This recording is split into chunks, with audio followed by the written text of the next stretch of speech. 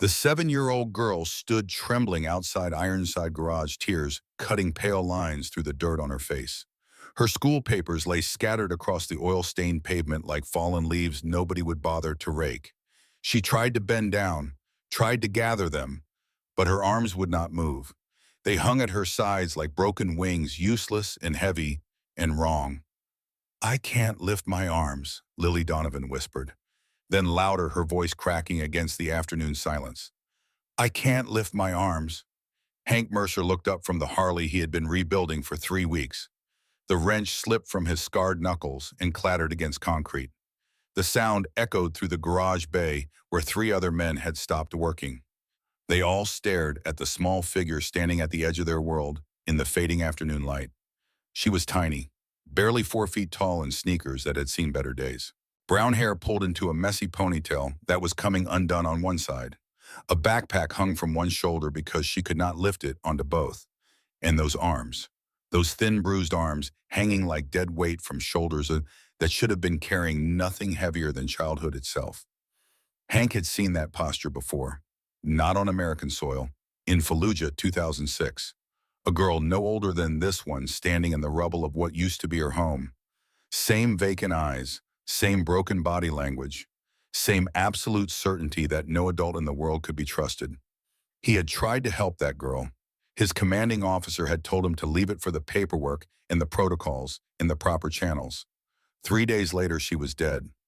He wiped his hands on a rag and moved slowly, the way you approach a wounded animal, the way he used to approach frightened children in villages where the wrong move could end lives. "Hey there, little one." He kept his voice soft. "You okay?" Lily's brown eyes went wide. She took a step backward, and her sneaker caught the edge of a scattered paper. She stumbled, but did not fall. Could not have caught herself even if she had.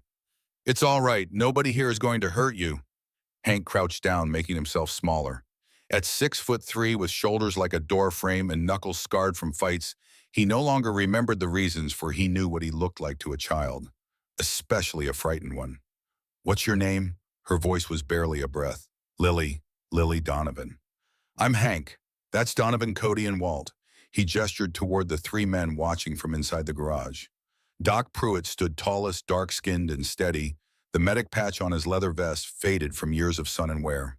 He had served as a combat medic in 2 wars and carried the calm of a man who had learned that panic kills faster than bullets. Cody Bellows was the youngest of the 4, all lean muscle and tattoo ink arms crossed over a chest that had not stopped hurting since his own childhood in a house where telling was forbidden. And Walt Ingram was the oldest, gray, threading through his beard, reading glasses pushed up on his forehead. He was the kind of man who had seen too much of the world's cruelty to be surprised by any of it anymore. Before he found the Brotherhood of Stone Ridge, Missouri, Ray had spent 15 years as a social worker, watching the system fail children with the reliability of a clock whose hands only ever pointed toward too late. "What happened to your arms, Lily?" She looked at the scattered papers, then at her arms. Then she started crying harder, and the sound of it was worse than any firefight Hank had survived. This was not the cry of a child who had scraped a knee or lost a toy. This was the sound of something fundamental breaking inside a human being, too young to understand what was being taken from her. "I can't pick them up. Mrs. Whitfield gave me a failing grade on my math test, and if I don't bring it home, signed it, Vivian is going to—" She stopped herself. Her eyes went wider, as if she had just stepped on a landmine and heard the click beneath her shoe. Doc moved forward with the careful precision that 2 decades of reading bodies had given him. In field hospitals and combat zones, he had learned to see what others missed. The way a shoulder sat wrong, the way muscles seized from hours of unnatural positioning, the way pain lived in a child's posture like a language most adults never learned to read. "Lily, I used to be an army doctor. Can I take a look at your arms? I won't touch you unless you say it's okay." She nodded, tears still falling. Doc knelt beside Hank, close enough to examine, far enough not to crowd. "Can you try to lift your right arm for me?" She tried, her face twisted with effort, jaw clenched, eyes squeezed shut. The arm barely moved 6 inches before her whole body shuddered with pain and the arm dropped back to her side. Now the left. Same result. Same agony written across a face that should have known nothing worse than a bad dream. They won't work, Lily sobbed. I held the books too long. She said I had to hold them up until she got back. But she didn't come back for hours and hours, and I dropped them, and she made me start over from the beginning and... Slow down, honey. Hank's jaw was clenched so tight his molars ached. He had heard confessions from captured insurgents with less controlled fury than what was building in his chest. Who made you hold books? The shift was instant. Lily stepped back, arms swinging uselessly at her sides, and the fear that crossed her face was not the fear of a child caught in a lie. It was the fear of a prisoner who had just said too much to the wrong guard. It was the look of someone calculating whether the punishment for speaking was worse than the punishment for staying silent. I can't tell. If I tell anyone, it gets worse. She said so. Cody moved closer. He walked like he was approaching something sacred, which in a way he was. Broken children were holy ground to Cody Bellows. He had been one himself. The scars on his ribs told the story his mouth rarely did, and the nightmares that still visited him at 3 in the morning told the rest. Kid, I grew up in a house where I couldn't tell either. I know that fear. It lives right here. He tapped his chest over his heart. But you're hurting bad, aren't you? Lily nodded. Donovan needs to check if anything's broken. That okay? Another nod. Smaller this time. Permission given the way a cornered animal stops fighting. Not because it trusts you, because it has nowhere left to run. Doc's fingers moved with a gentleness that contradicted everything about his size. He traced the lines of muscle and tendon, felt the heat of inflammation beneath skin too thin for a child her age. His face darkened with each passing second, and the medic in him was already writing a report in his head.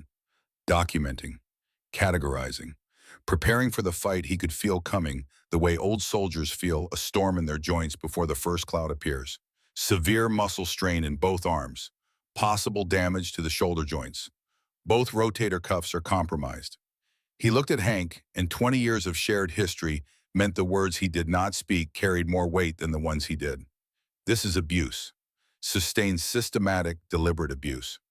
She's been holding her arms above her head for extended periods, hours, probably longer. Hank turned back to Lily. Where do you live, sweetheart? Cedar Street, the blue house with the broken fence. Fresh tears carved new tracks through the dirt on her cheeks. But I can't go home yet, not without the paper signed. Please, can you sign it? Can you pretend to be my dad just this once? The request hit Hank like a round to the chest. This child was not asking for rescue. She was asking for camouflage. A forged signature to survive one more night in a house that was killing her by degrees so slow and methodical that nobody had noticed. Or nobody had cared enough to look. Walt spoke for the first time. His voice carried the weight of every case file he had ever read, every child he had ever interviewed, every foster home he had visited, where the bruises were hidden beneath long sleeves and the silence was enforced with the reliability of a prison guard's routine. Lily, who is Vivian, and the dam broke. Fear gave way to desperation, the way it does when a drowning person stops trying to stay afloat and starts screaming for help because the alternative is going under for the last time. My dad's girlfriend. My mom died when I was 5. Cancer. Dad works all the time now. He drives trucks to California and back. Gone for weeks. Vivian takes care of me when he's away, but she gets really mad when I mess up. She makes me hold the encyclopedias above my head. Big, heavy ones. And if I drop them, she... Another sob swallowed the rest. I'm not supposed to tell. She said if I told, she'd send me away and I'd never see Grandma Maggie again. Hank and Donovan exchanged a look that needed no translation.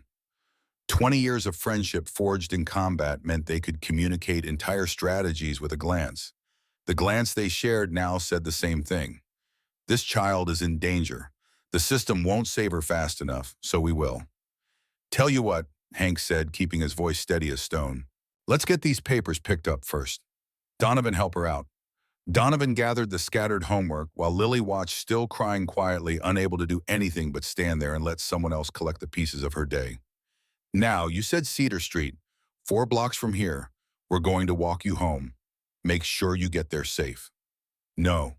The scream startled all 4 of them, a sound too large for her small body, propelled by a terror that had been building for 2 years behind a locked door and a smiling face. You can't. She'll see you and she'll know I told. And she said if I ever tell anyone, she'll make sure I never see Grandma Maggie again. Ever. Easy, easy. Hank held up his hands, palms out. We won't talk to her.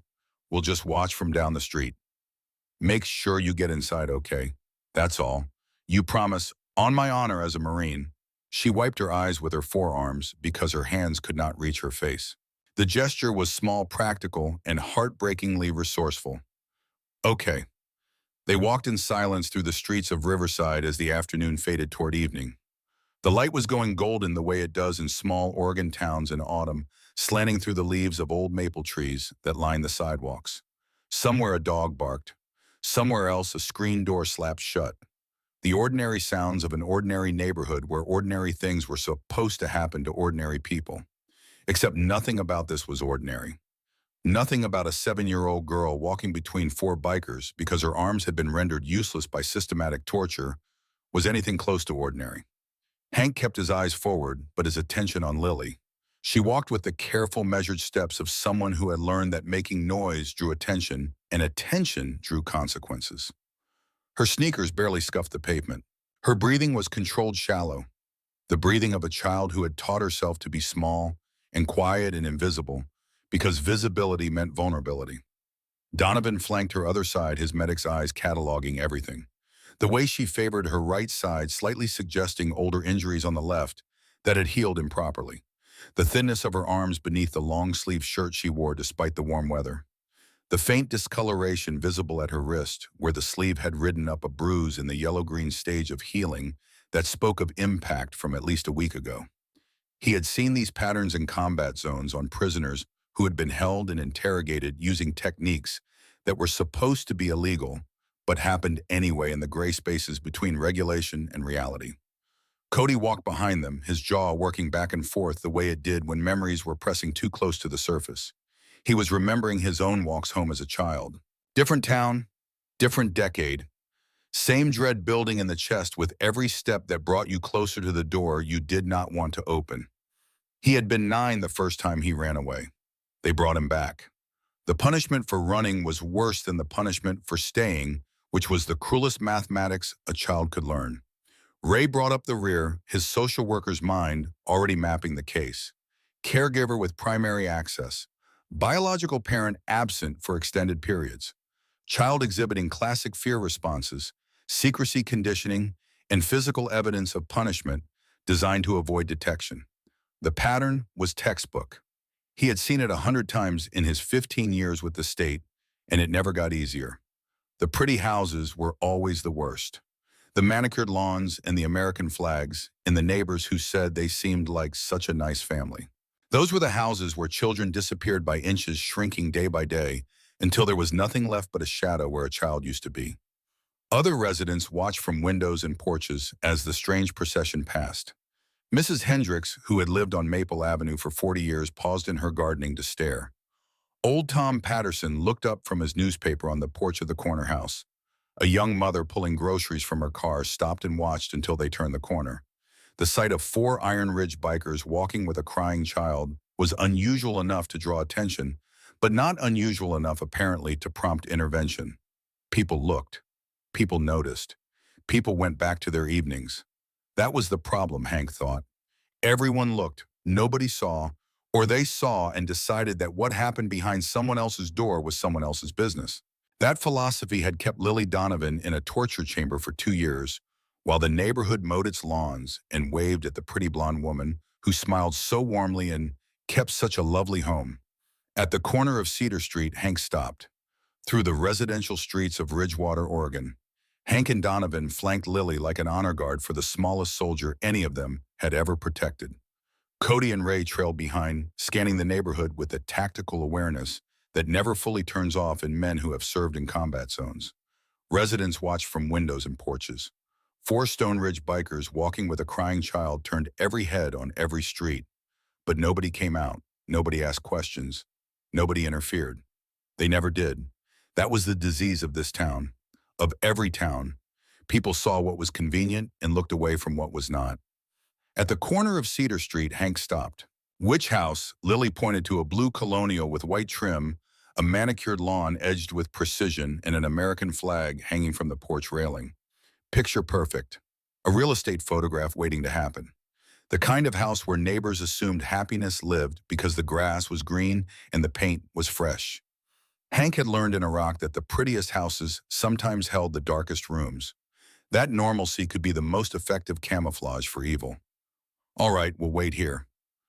Lily took 3 steps toward the house, then turned back. Something flickered across her face. Not hope exactly. Something smaller and more fragile. The faintest ember of possibility that the world might contain people who meant what they said. Thank you for picking up my papers. Lily, Hank's voice carried the weight of every child he had failed to protect in 2 tours of war. If you need help, real help, you come find us. Day or night, Ironside Garage. We're always there. She nodded. Then she ran toward the house, arms still hanging uselessly at her sides, and the way she moved reminded Hank of a bird with clipped wings trying to remember what flight felt like. They watched her climb the porch steps. The front door opened before she reached it, as if someone had been watching from inside. A woman appeared in the doorway. Blonde, early 40s yoga pants and a cashmere sweater that probably cost more than Colt's motorcycle. Vivian Mercer smiled at Lily, and it was the kind of smile that made Hank's skin crawl. Perfect teeth, perfect posture, and eyes as empty as a rifle scope aimed at something small and defenseless. There you are, sweetheart. I was getting worried. Her voice carried across the quiet street, sugary and precise. Calibrated. Come on in. Dinner's almost ready. The door closed. The house swallowed Lily whole. Did you see that smile? Cody muttered, his hands balling into fists. Every bit of that was performance. I saw. Hank photographed the house. Address, details. Donovan, medical assessment. That child has been tortured. Stress positions maintained for hours. Rotator cuffs damaged. Severe muscle strain throughout both arms. She needs medical attention and she needs to be removed from that house. Today, not next week. Today. Ray, profile. Ray's jaw worked before he spoke. Classic caregiver abuse. Non-biological parental figure with unsupervised access to a vulnerable child. Textbook fear response from the victim. Physical evidence of sustained punishment. The stepmother dynamic fits the established pattern. Resentment toward the child from a previous relationship projected as discipline. They stood on that corner as the afternoon light died around them. 4 men who had spent their lives on the wrong side of respectability staring at a picture-perfect house that contained a 7-year-old girl whose arms did not work. We call CPS, Hank said, but we don't just call and walk away. Inside the garage, Hank dialed Child Protective Services while Donovan pulled out his phone and began typing rapidly. Documenting everything, time, date, physical observations, Lily's statements. Word for word. If this goes legal, we need records that hold. 20 minutes later, Hank emerged from the office. His face was dark as a thunderhead. They took the report, said they'd send someone within 72 hours to investigate. 72 hours. Donovan stopped typing. That child could be dead in 72 hours. So what do we do? Cody paced the length of the garage like a caged animal. We can't break in there. We can't take her. We're convicted felons on parole. We look at that house wrong, and we're back inside. We watch. Hank's voice dropped into the register he had used calling fire missions in Kandahar. Cold, precise, absolutely lethal in its calm. Starting tonight, round-the-clock surveillance. We document everything visible from public property. And if that woman lays one finger on Lily, if she so much as raises her voice wrong, we go in. Consequences be damned. That's a direct route back to prison, Ray pointed out. Not arguing, just stating fact. Don't care. I'm not letting another kid die on my watch. The room went quiet. They all knew the story. Kandahar 2007, a girl with braids who had begged Hank's unit for protection. The paperwork that delayed action. The IEDA that killed her entire family 3 days later, while the proper channels processed the proper forms with the proper stamps. Hank had carried that girl's face in his memory for 17 years. He had sworn over her unmarked grave that he would never put procedure above protection again. I'm in, Donovan said. Me too, Cody followed. race-side the way a man sighs when he recognizes the moment his life changes direction. Somebody's got to keep you idiots out of prison. Might as well be me. In a silence that felt like preparation for war. Because that was what this was. Not the kind fought with rifles and body armor in places whose names most Americans could not pronounce. This was a quieter war fought with patience and documentation and the particular fury that comes from knowing a child is suffering 4 blocks from where you sleep, and the law says you cannot touch her. He parked his Harley in the shadow of an elm tree, 2 houses down from the blue Colonial. Engine off, lights off, just a man on a motorcycle in the suburban dark watching windows and waiting for evidence of what he already knew. The night was cool for October, the kind of Oregon evening that carries the smell of wet leaves and wood smoke and the particular chill that seeps into your bones if you sit still long enough. Hank sat still. He had learned stillness in the Marines.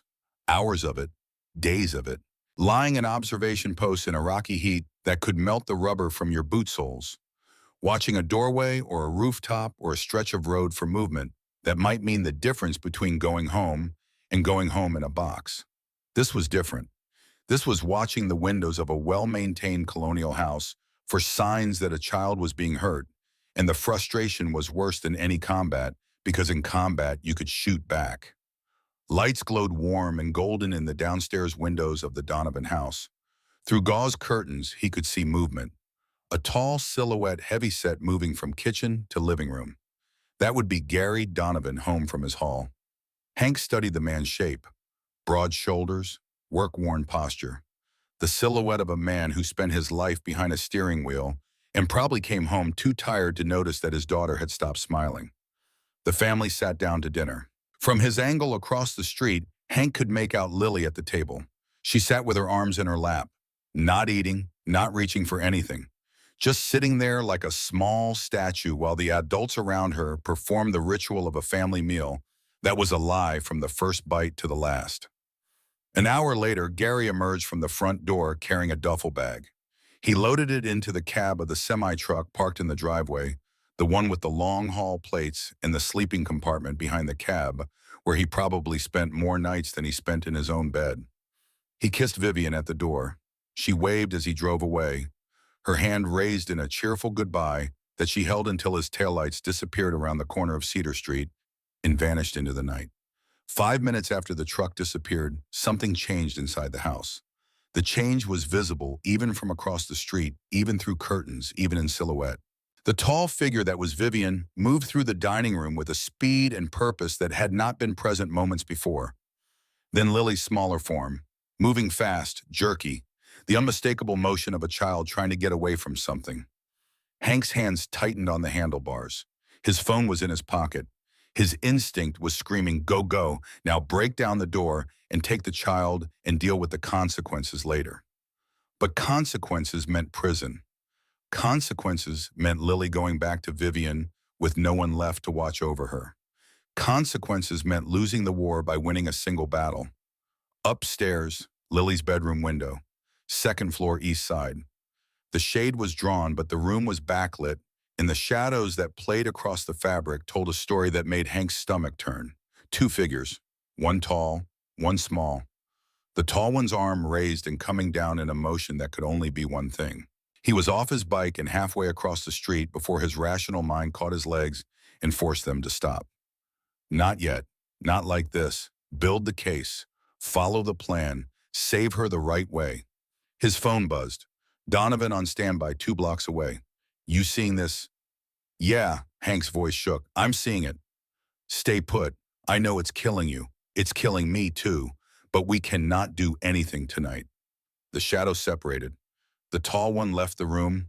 The small one curled into a shape that Hank recognized from every war zone he had ever served in. The fetal position, the universal posture of a human being who has been hurt and is trying to make themselves as small as possible because smallness is the only defense they have left. He watched until 2 in the morning when Donovan relieved him. He rode back to the garage and sat in the dark office and stared at his phone and did not sleep. In his mind, the shadow play repeated itself. The tall figure, the raised arm, the small figure curling into a ball, over and over. until dawn came gray and cold through the garage windows, and another day of watching and waiting, and rage began. He parked his Harley 2 houses down from the blue Colonial engine off, sitting in the darkness and like a sentinel keeping vigil over something precious and fragile. The street was quiet. Porch lights glowed amber along Cedar Street. Sprinklers ticked across neighboring lawns. America at its most ordinary. Through the downstairs curtains he could see movement. A man's silhouette appeared, tall, heavy-set, moving with the weariness of a man who spent his life behind a steering wheel. Robert Donovan, home from whatever haul he had been running. The family sat down to dinner. From his angle, Hank could make out Lily at the table. She was not eating. Her arms lay in her lap like objects that had been disconnected from the rest of her body. An hour later, Robert emerged carrying a duffel bag to the semi-truck parked in the driveway. He kissed Vivian at the door.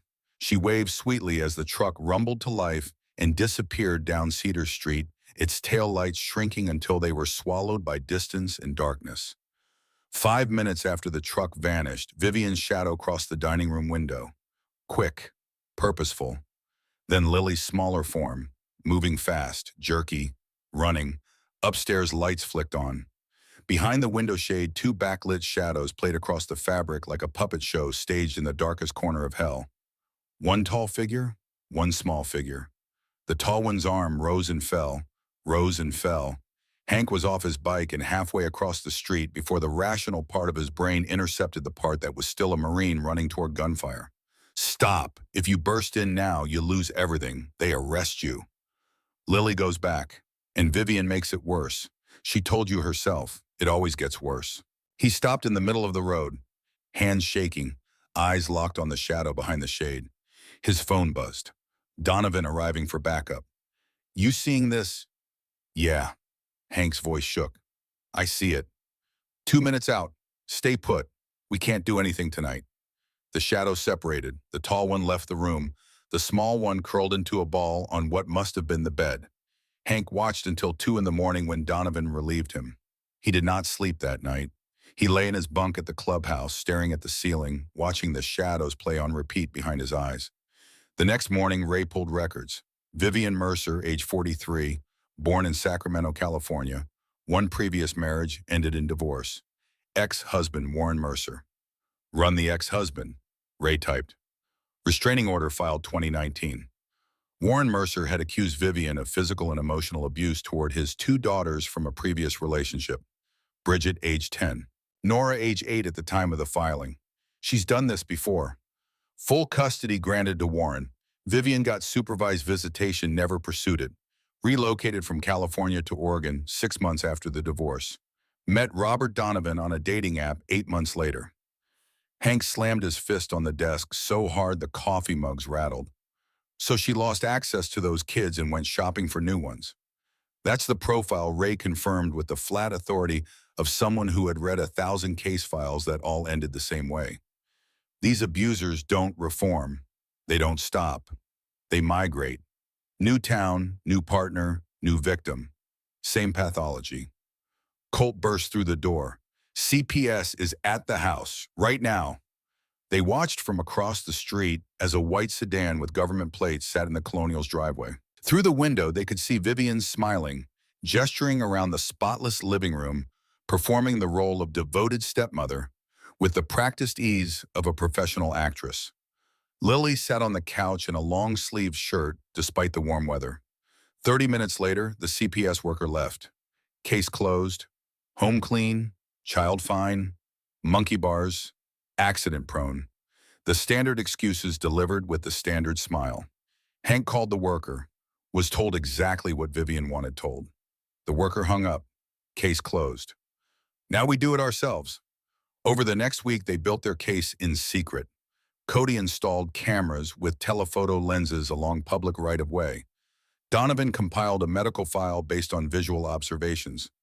Ray tracked Vivian's patterns, her yoga classes, her shopping trips, her lunches with friends, where she played the devoted stepmother convincingly enough to fool everyone who was not looking for cracks in the performance. And they watched. Lily went to school each day, arms stiff but functional. She never played at recess, just sat alone reading, practicing the isolation that Vivian had taught her was the price of survival. Robert left for his hall every Sunday night, returned every Friday evening. And every Monday morning after his departure, Lily appeared more withdrawn, smaller, dimmer. On the 8th day, Lily showed up at the garage, 7 in the morning, backpack on, eyes raw from hours of crying. She pulled a paper from her bag with trembling hands, a drawing, crude but unmistakable. A tall stick figure with yellow hair looming over a smaller figure with brown hair, red marks everywhere. Above it, in careful block letters, "Help me please, Lily. I can't take it anymore." She was not crying. She was past crying. She was hollow. "Yesterday I spilled milk at breakfast. She made me kneel on rice for 2 hours. My knees are bleeding. Last week I forgot to make my bed. She locked me in the hall closet all day. No food. No light. I missed school and she told them I had the flu. Where's your dad? California, he won't be back until Friday. 5 more days." She looked up at Hank with eyes that contained decades of knowledge no child should possess. "She's getting worse. She knows someone called on her. She thinks it was Mrs. Kirkpatrick next door. She told me if I ever talk to Molly again, she'll make sure something bad happens to Molly." Donovan appeared, took one look at Lily and pulled out his phone. "Show me your knees." She rolled up her pant legs. Both knees were scabbed and purple with bruising. Perfect impressions of rice grains pressed into torn skin like a mosaic made of cruelty. Ray emerged next. "Lily, honey, why did you come here this morning?" "Because he said day or night." She pointed at Hank. "I need help. I can't go back there. Not for 5 more days. I can't." Hank knelt in front of her. "We are going to help you, but we have to build something nobody can ignore. Can you be brave a little longer?" "I've been brave for 2 years, ever since Mom died and Dad brought Vivian home. I have been so brave." Hank set up a system. Every afternoon at 3:15, Lily would walk past the garage. She would drop a book. He would come out to help her pick it up. Between them, his phone would record her testimony while they appeared to be nothing more than a kind stranger helping a clumsy child. The file grew. 12 days, 17 recorded testimonies, kneeling on rice, copying sentences 500 times until her hand cramped, arms held overhead with encyclopedias until she collapsed, food withheld for entire days, locked in closets, verbal abuse delivered with surgical precision, a systematic dismantling of a 7-year-old child. Each afternoon at 3:15, Lily dropped something on the sidewalk outside Ironside Garage. A textbook, a folder, a single sheet of paper that fluttered to the oil-stained concrete as if by accident. And each afternoon, Hank came out to help her pick it up. And while they crouched together over scattered homework, she told him what had happened the night before. And he recorded every word on the phone he held between them, hidden from view, capturing testimony that would one day help put Vivian Hale behind bars. The stories came in fragments at first. Short sentences delivered in a whisper, Lily's eyes darting toward the street as if Vivian might materialize from the afternoon shadows. "She made me stand in the corner for 3 hours last night. If I moved, she added another hour. She took my dinner away because I got a B on my spelling test. Said I didn't deserve to eat if I couldn't spell. She told me my mom would be ashamed of me. She said my mom died because she was disappointed in having a daughter like me." That last one made Hank's vision blur with a rage so intense he had to set down his phone and press his fists against the concrete to keep from standing up and walking 4 blocks to the blue Colonial and doing something that would put him back in prison for the rest of his life. But as the days passed, Lily's testimonies grew longer, more detailed, more precise. She was learning with the quick adaptability of a child whose survival had depended on observation and memory how to be a witness. She remembered dates. She remembered times. She remembered the exact words Vivian used, the specific punishments for specific infractions, the methodical escalation that followed Gary's departures every Sunday night, like a schedule printed on a calendar of cruelty. Monday was always the worst. Vivian used the first night of Gary's absence to establish dominance for the week ahead, the way a drill sergeant uses the first day of basic training to break down recruits and rebuild them in the shape of obedience. Monday's punishments were the most severe, the most creative, the most calculated to produce maximum compliance with minimum evidence. Tuesday through Thursday were maintenance days, lighter punishments, line copying, meal restrictions, the occasional hour in the closet. just enough to remind Lily that the weekend's relative peace was a privilege that could be revoked at any moment. Friday mornings, the transformation began. Vivian would wake Lily early, help her dress in clean clothes, brush her hair, carefully apply concealer to any visible bruises with the practiced hand of someone who had done this before. By the time Gary's truck pulled into the driveway Friday evening, the blue Colonial was spotless. Dinner was cooking, and Lily was sitting at the kitchen table with her homework spread in front of her, looking for all the world like a well-cared-for child in a loving home. She has a routine, Hank told the others one evening reviewing the recordings. Monday through Thursday is abuse, Friday through Sunday is performance. She's running a theater production 5 nights a week, and the audience of one never sees backstage. Textbook compartmentalization, Walt said, reviewing his notes. She maintains 2 completely separate behavioral profiles: the caregiver persona for Gary and the outside world, and the predator persona for Lily when there are no witnesses. I saw this pattern dozens of times in my social work career. These abusers aren't impulsive, they're strategic. Meanwhile, Donovan compiled medical observations from his surveillance shifts. He cataloged every visible injury through the binoculars: the way Lily walked with a slight limp on Tuesday mornings, the stiffness in her right shoulders on Wednesdays, the dark circles under her eyes on Thursdays after nights of sentence copying until the small hours. He photographed what he could from legal distances and documented the rest in handwritten notes with the clinical precision of a field medic keeping triage records. Cody handled the technical side. He built a timeline wall in the back office of the garage, a map of Lily's torment rendered in photographs and timestamps and color-coded index cards. Red for physical abuse, blue for emotional abuse, yellow for deprivation, green for isolation. By the 12th day, the wall was a mosaic of suffering so detailed and so comprehensive that anyone who looked at it could see at a glance the architecture of Vivian Hale's cruelty. And Hank did what Marines do. He watched. He waited. He gathered intelligence. And he planned for the moment when patience would become action and documentation would become justice. On the 8th day, Lily arrived at the garage at 7 in the morning with a drawing that changed everything. A crude stick figure with yellow hair standing over a smaller figure covered in red marks. 4 words written above, "Help me please." That drawing was followed by the revelations that accelerated the timeline: the kneeling on rice, the bleeding knees, the death threats, the locked bedroom door, and the phone call at midnight. Lily whispering from Vivian's stolen phone, her voice shaking with a terror that transcended anything Hank had heard in 2 wars. She said, "If I talk to you again, she'll make sure I never wake up." That was the night Hank established the signal system. 3 flashes of Lily's book light at midnight meant safe. 5 meant danger. And every night at 12:01, he watched through binoculars for that small light in the second-floor window, counting each flash as if it were a heartbeat, because in a very real sense, that was exactly what it was. 3 nights of 3 flashes. 3 nights of holding his breath until the light appeared. 3 nights of sitting in the dark under an elm tree, watching a window, waiting for permission to exhale. Then the 4th night, the window stayed dark. Midnight came and went. 12:15. Nothing. 12:30. His hands began to shake, and not from the cold. 12:45. He pressed the radio. "Something's wrong." "Give her time," Donovan said from his backup position, 2 blocks away. Maybe she fell asleep. She hasn't missed a signal in 3 nights. At 12:47, the light appeared. Not 3 flashes, 5. Fast and frantic and desperate. The staccato signal of a child whose last line of defense had been breached. Hank was on his motorcycle before the 5th flash ended. Then Cody found Warren Mercer, Vivian's ex-husband, in San Diego. He wanted to talk.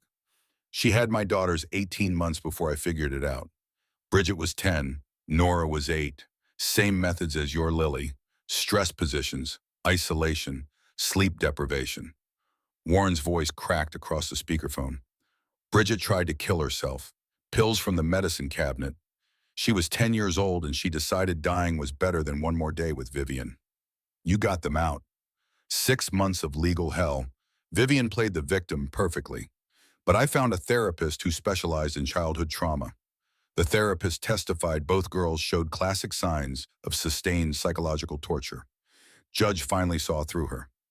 I tried to warn Robert Donovan," Warren continued. "Emails, voicemails, He never responded. Thought I was a bitter ex. Will you share your documentation of medical records, therapy notes, court transcripts? Take all of it. Don't let her destroy another child. Nadine Prescott, family law specialist out of Portland, arrived at the garage 6 hours later. She reviewed everything, recordings, surveillance testimonies, Warren's documentation. You've built a hell of a case. Problem is most of it is inadmissible. Recordings violate consent laws. Surveillance is arguably illegal. Warren's documentation relates to different victims. She flipped through her notes. But here's the play. A family member petitions for emergency custody. That triggers a formal investigation. Does Lily have relatives? Grandmother Maggie Donovan, Portland, runs a bakery. Perfect. Maggie files. I handle the paperwork. Meanwhile, stop all surveillance. You're handing Vivian ammunition. She visited Lily's school. Mrs. Whitfield, the teacher, had been documenting for months. Photos of bruises, behavioral observations, increasingly dark artwork. She had reported to CPS 6 times. Nothing changed. Take the originals, Mrs. Whitfield said, eyes glistening. I have copies. Please tell me you can save her. Helen Kirkpatrick came to the garage with her husband, Daniel. Lily and our daughter, Molly, were best friends until Vivian ended it. I knew something was wrong. Reported it to the school. Nothing happened. Will you testify? Whatever you need. That child needs someone fighting for her. Maggie Donovan drove from Portland before sunrise. Flower still on her hands. She had not stopped to change. Had not stopped for anything. I knew something was wrong. A grandmother knows. But Robert kept saying Lily was adjusting. That Vivian was strict because she cared. Maggie's voice broke. My granddaughter has been suffering, and I didn't push hard enough. You can push now, Nadine told her. Sign these papers. Emergency custody petition. Maggie signed everything. Whatever it takes. Court date 3 days away. Hank wanted to explode. Lily couldn't last 3 more days. She's lasted 2 years, Nadine replied. She can last 3 days. This is how the system works. We push within legal bounds or we lose everything. That night, Lily's signal came at midnight. 3 flashes from her bedroom window. The book light Hank had told her to use. Safe. For now. Second night, 3 flashes. Third night, 3 flashes. Each one a heartbeat in a house where Hank could not enter and the law could not reach. Fourth night, midnight came and went. No signal. 12:30. Nothing. 1 o'clock. The window stayed dark. At 1:15, the light flashed. Not 3 times, 5 times. Fast, desperate, frantic. The emergency signal. Hank was on his bike before the 5th flash ended. He called 911 while riding, shouting over the engine.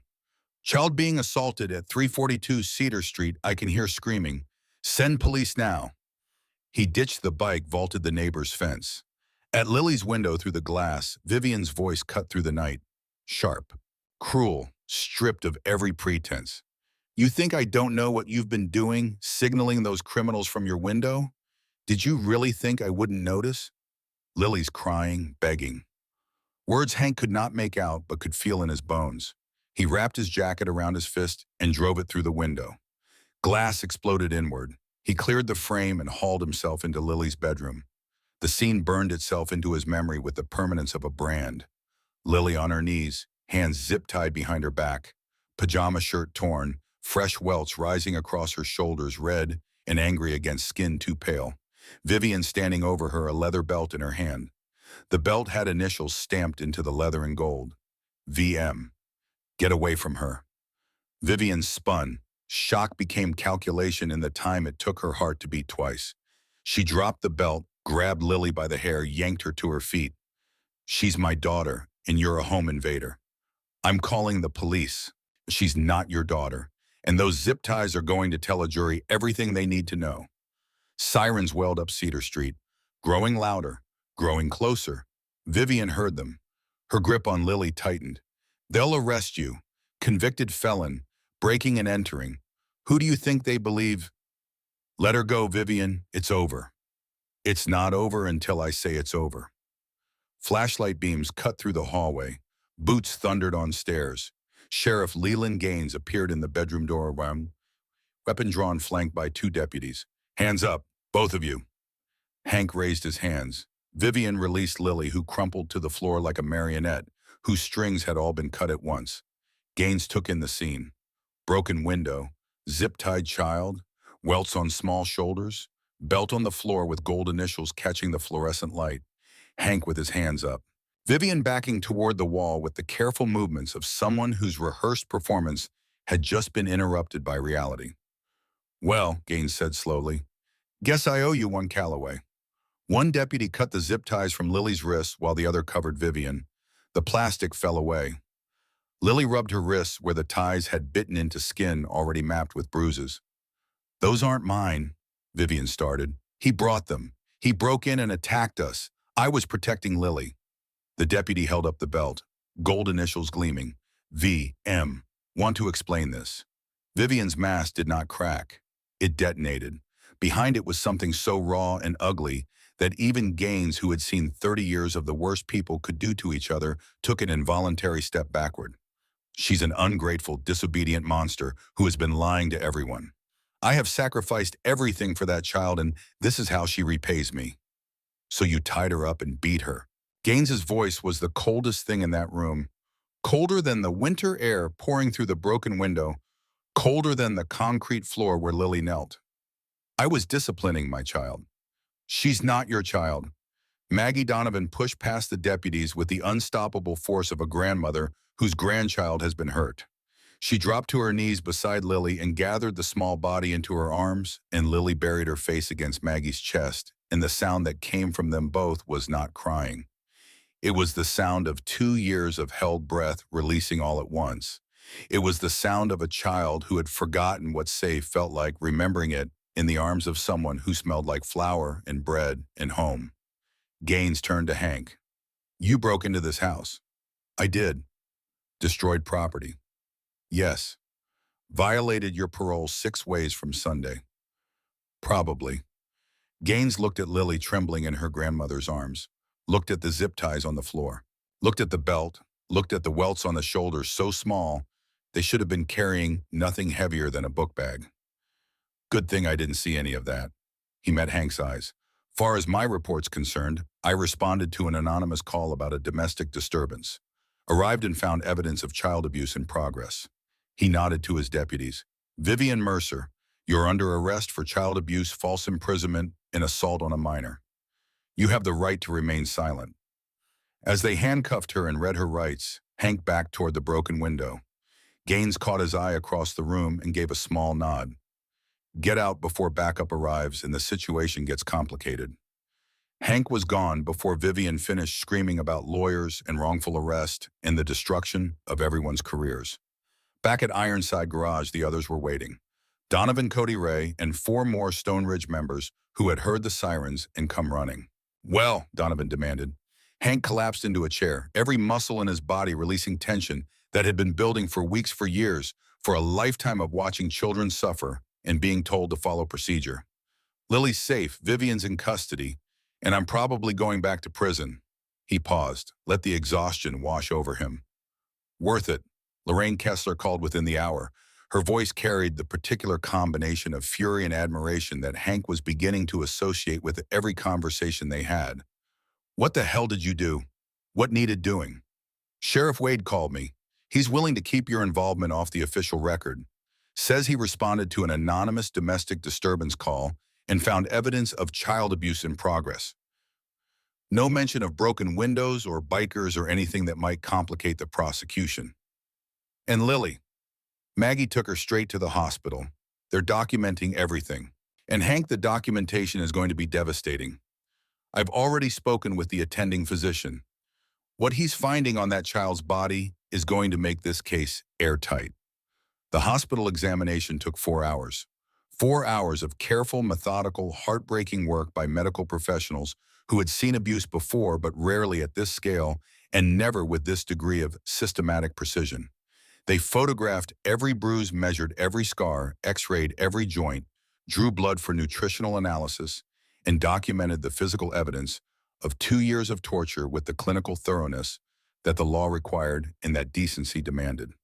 Maggie sat in the corridor outside the examination room, her hands folded in her lap, her flour-dusted apron still tied around her waist because she had driven straight from the bakery and hadn't stopped for anything as unimportant as changing clothes. She sat absolutely still, the way people sit when moving feels like it might shatter something inside them that is barely holding together. Hank found her there at 6 in the morning. He'd ridden from the garage after 2 hours of sleep that had been more like unconsciousness than rest. "How is she?" "They're still examining her." Maggie's voice was paper thin. "The doctor came out once. He couldn't look me in the eye. That's when I knew how bad it really was." "What did he say?" "He said she's malnourished, that her shoulder joints show chronic damage consistent with repeated stress positions, that there's scarring on her knees that will never fully disappear, that her psychological assessment indicates trauma levels typically seen in prisoners of war." Maggie's hands tightened in her lap until her knuckles went white. Prisoners of war. My granddaughter, 7 years old. And when the examination was complete, the attending physician emerged with a file an inch thick and a face that had aged a decade in 4 hours. "Mrs. Donovan, your granddaughter is alive, and she's going to recover physically. Children are remarkably resilient. The rotator cuff damage will heal with therapy. The malnutrition can be corrected with proper nutrition. The scarring on her knees will fade." He paused. "The psychological damage is another matter. She's going to need professional help, probably for years. What was done to that child was not a loss of temper or a momentary lapse in judgment. It was systematic, methodical, calculated. Someone who understood exactly how to cause maximum suffering while leaving minimum evidence. Can I see her, Basam? She's asking for you. She's also asking for someone named Hank. She calls him her guardian angel." Maggie looked at Hank. He nodded and followed her through the door. Lily lay in a hospital bed that was too big for her, the way the witness chair at trial would later be too big, the way everything in the adult world seemed designed to remind her how small she was. She wore a hospital gown printed with cartoon animals that seemed obscene in context, cheerful bears and smiling giraffes decorating the shoulders of a child whose own shoulders bore the evidence of sustained torture. But when Maggie walked in, Lily's face changed. Not a smile exactly, something deeper, recognition, relief. The look of a drowning person who has been pulled from the water and placed on solid ground and is realizing slowly that the ground is real and it is not going to give way. "Grandma." Maggie crossed the room in 3 steps and gathered Lily into her arms with the desperate tenderness of a woman who understood that she was holding something infinitely precious that had come within inches of being destroyed forever. "I'm here, sweetheart. I'm here, and I'm not going anywhere. Not ever." Lily buried her face against Maggie's chest. She did not cry. She had gone past crying sometime during the 4-hour examination, past the place where tears lived, into a quieter country where the only thing that existed was the warmth of her grandmother's arms and the smell of flour and bread and safety. Hank stood in the doorway and watched them hold each other. This grandmother and this grandchild connected by blood and love, and the particular bond that forms when someone you thought you'd lost comes back to you damaged but alive. And he made a silent promise to whatever power had placed Lily Donovan on the sidewalk outside his garage on an ordinary afternoon. He would not fail this child, not the way the system had failed her, not the way her father had failed her, not the way he had failed the girl in Kandahar whose name he still whispered in his sleep on the worst nights. Gary Donovan arrived at the hospital the following day, pulled off the highway by state police, who informed him that his girlfriend had been arrested and his daughter was in protective custody. He came through the hospital doors looking like a man who had been told the earth was flat and was trying to figure out which direction was real. Maggie met him in the corridor. She did not raise her voice. She did not need to. Her fury was the quiet kind, the kind that burns at temperatures high enough to melt steel, but produces no visible flame. "You don't get to see her. She's my daughter. She's my granddaughter, and she's alive in spite of you, not because of you." Maggie stepped closer and Gary stepped back, because even at 5 feet 2 inches and 120 pounds, a grandmother protecting her grandchild is a force that large men instinctively respect. "I told you something was wrong. Her teacher told you. The neighbors told you. You chose to believe Vivian because Vivian made your life convenient, and the truth would have made it complicated. I loved her. I thought she cared about Lily.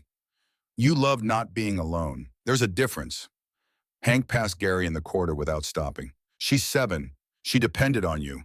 You knew something was wrong and you did nothing. That's not ignorance, that's a choice, and you're going to live with it for the rest of your life. His phone rang. Nadine Prescott. What did you do? What needed doing? Sheriff Gaines called me. He's willing to keep your involvement off the official report if I can guarantee Lily's safety going forward. Maggie Donovan has her. They took her straight from the house to the hospital for documentation. Silence on the line. Then Nadine's voice softer than Hank had heard it. You're a fool, Calloway. Also the reason that child is alive tonight. Try not to be both at the same time so often. It makes my job impossible. She hung up. Donovan put a beer in Hank's hand. Drink, you earned it.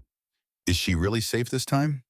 With Vivian in custody and physical evidence documented by law enforcement and hospital staff. Yeah, brother, she's safe. Ray walked in phone in hand. Robert Donovan was pulled over on Interstate 5 by Oregon State Police. They told him his girlfriend's been arrested and his daughter's in protective custody at Ridgewater General. He's heading back. Think he knew? Cody asked quietly. Some people choose blindness because seeing requires action and action requires courage. Ray shook his head. Either way, he's got a lot to answer for. The night settled over Ridgewater. Somewhere in a hospital room, wrapped in a blanket that smelled like her grandmother's bakery, Lily Donovan was finally, for the first time in 2 years, not afraid to close her eyes. And in a motorcycle garage 4 blocks from a house that had been her prison, 4 men who had been dismissed by the world as criminals sat in the quiet aftermath of doing what the entire system had failed to do. They had answered one child's cry for help. They had kept one promise. It was not enough. It would never be enough. But it was a start, and somewhere in the darkness between sleeping and waking in that bruised space where memory meets hope, a 7-year-old girl dreamed for the first time in 2 years that her arms could lift, that they could reach, that they could hold on to something good and never be forced to let go. Lorraine Kessler called before dawn with a hospital report.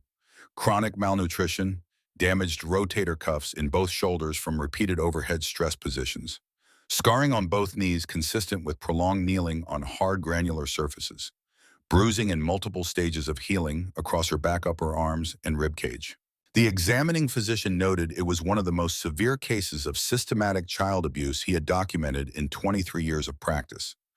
The evidence is bulletproof, Lorraine said. Police collected, hospital verified. Whatever Vivian's lawyer throws at us, the physical evidence from that night stands on its own. The emergency custody hearing convened at 9 o'clock. Maggie Donovan sat in the front row, flowers still on her cuffs. Hank and the others filled the row behind her, 4 men in leather surrounded by suits. Lorraine presented her case with surgical precision. Neil Hale appeared on the courtroom video screen from San Diego. He described finding his daughter Brooke unconscious on the bathroom floor with an empty pill bottle at 9 years old. He described the 18 months it took to discover what Vivian had been doing to his daughters behind closed doors. The same encyclopedias, the same rice, the same closet, the same calculated cruelty, Mrs. Whitfield presented 6 months of photographs and behavioral observations. Karen Fulton described the neighbor girl who used to draw butterflies on the sidewalk and laugh loudly enough to hear through kitchen windows, replaced by a ghost who flinched at her own name. The hospital doctor read his findings. Each injury cataloged, each scar dated, each pattern of damage mapped like a survey of cruelty conducted by someone who understood anatomy well enough to cause maximum suffering while minimizing evidence. Lily did not testify. The judge ruled she had suffered enough. But Maggie did. She described the granddaughter who used to call every Sunday evening to talk about butterflies, how those calls stopped slowly, how Vivian said Lily was adjusting, going through a phase, how she believed the woman torturing her grandchild. My granddaughter was being tortured, and I believe the woman doing it.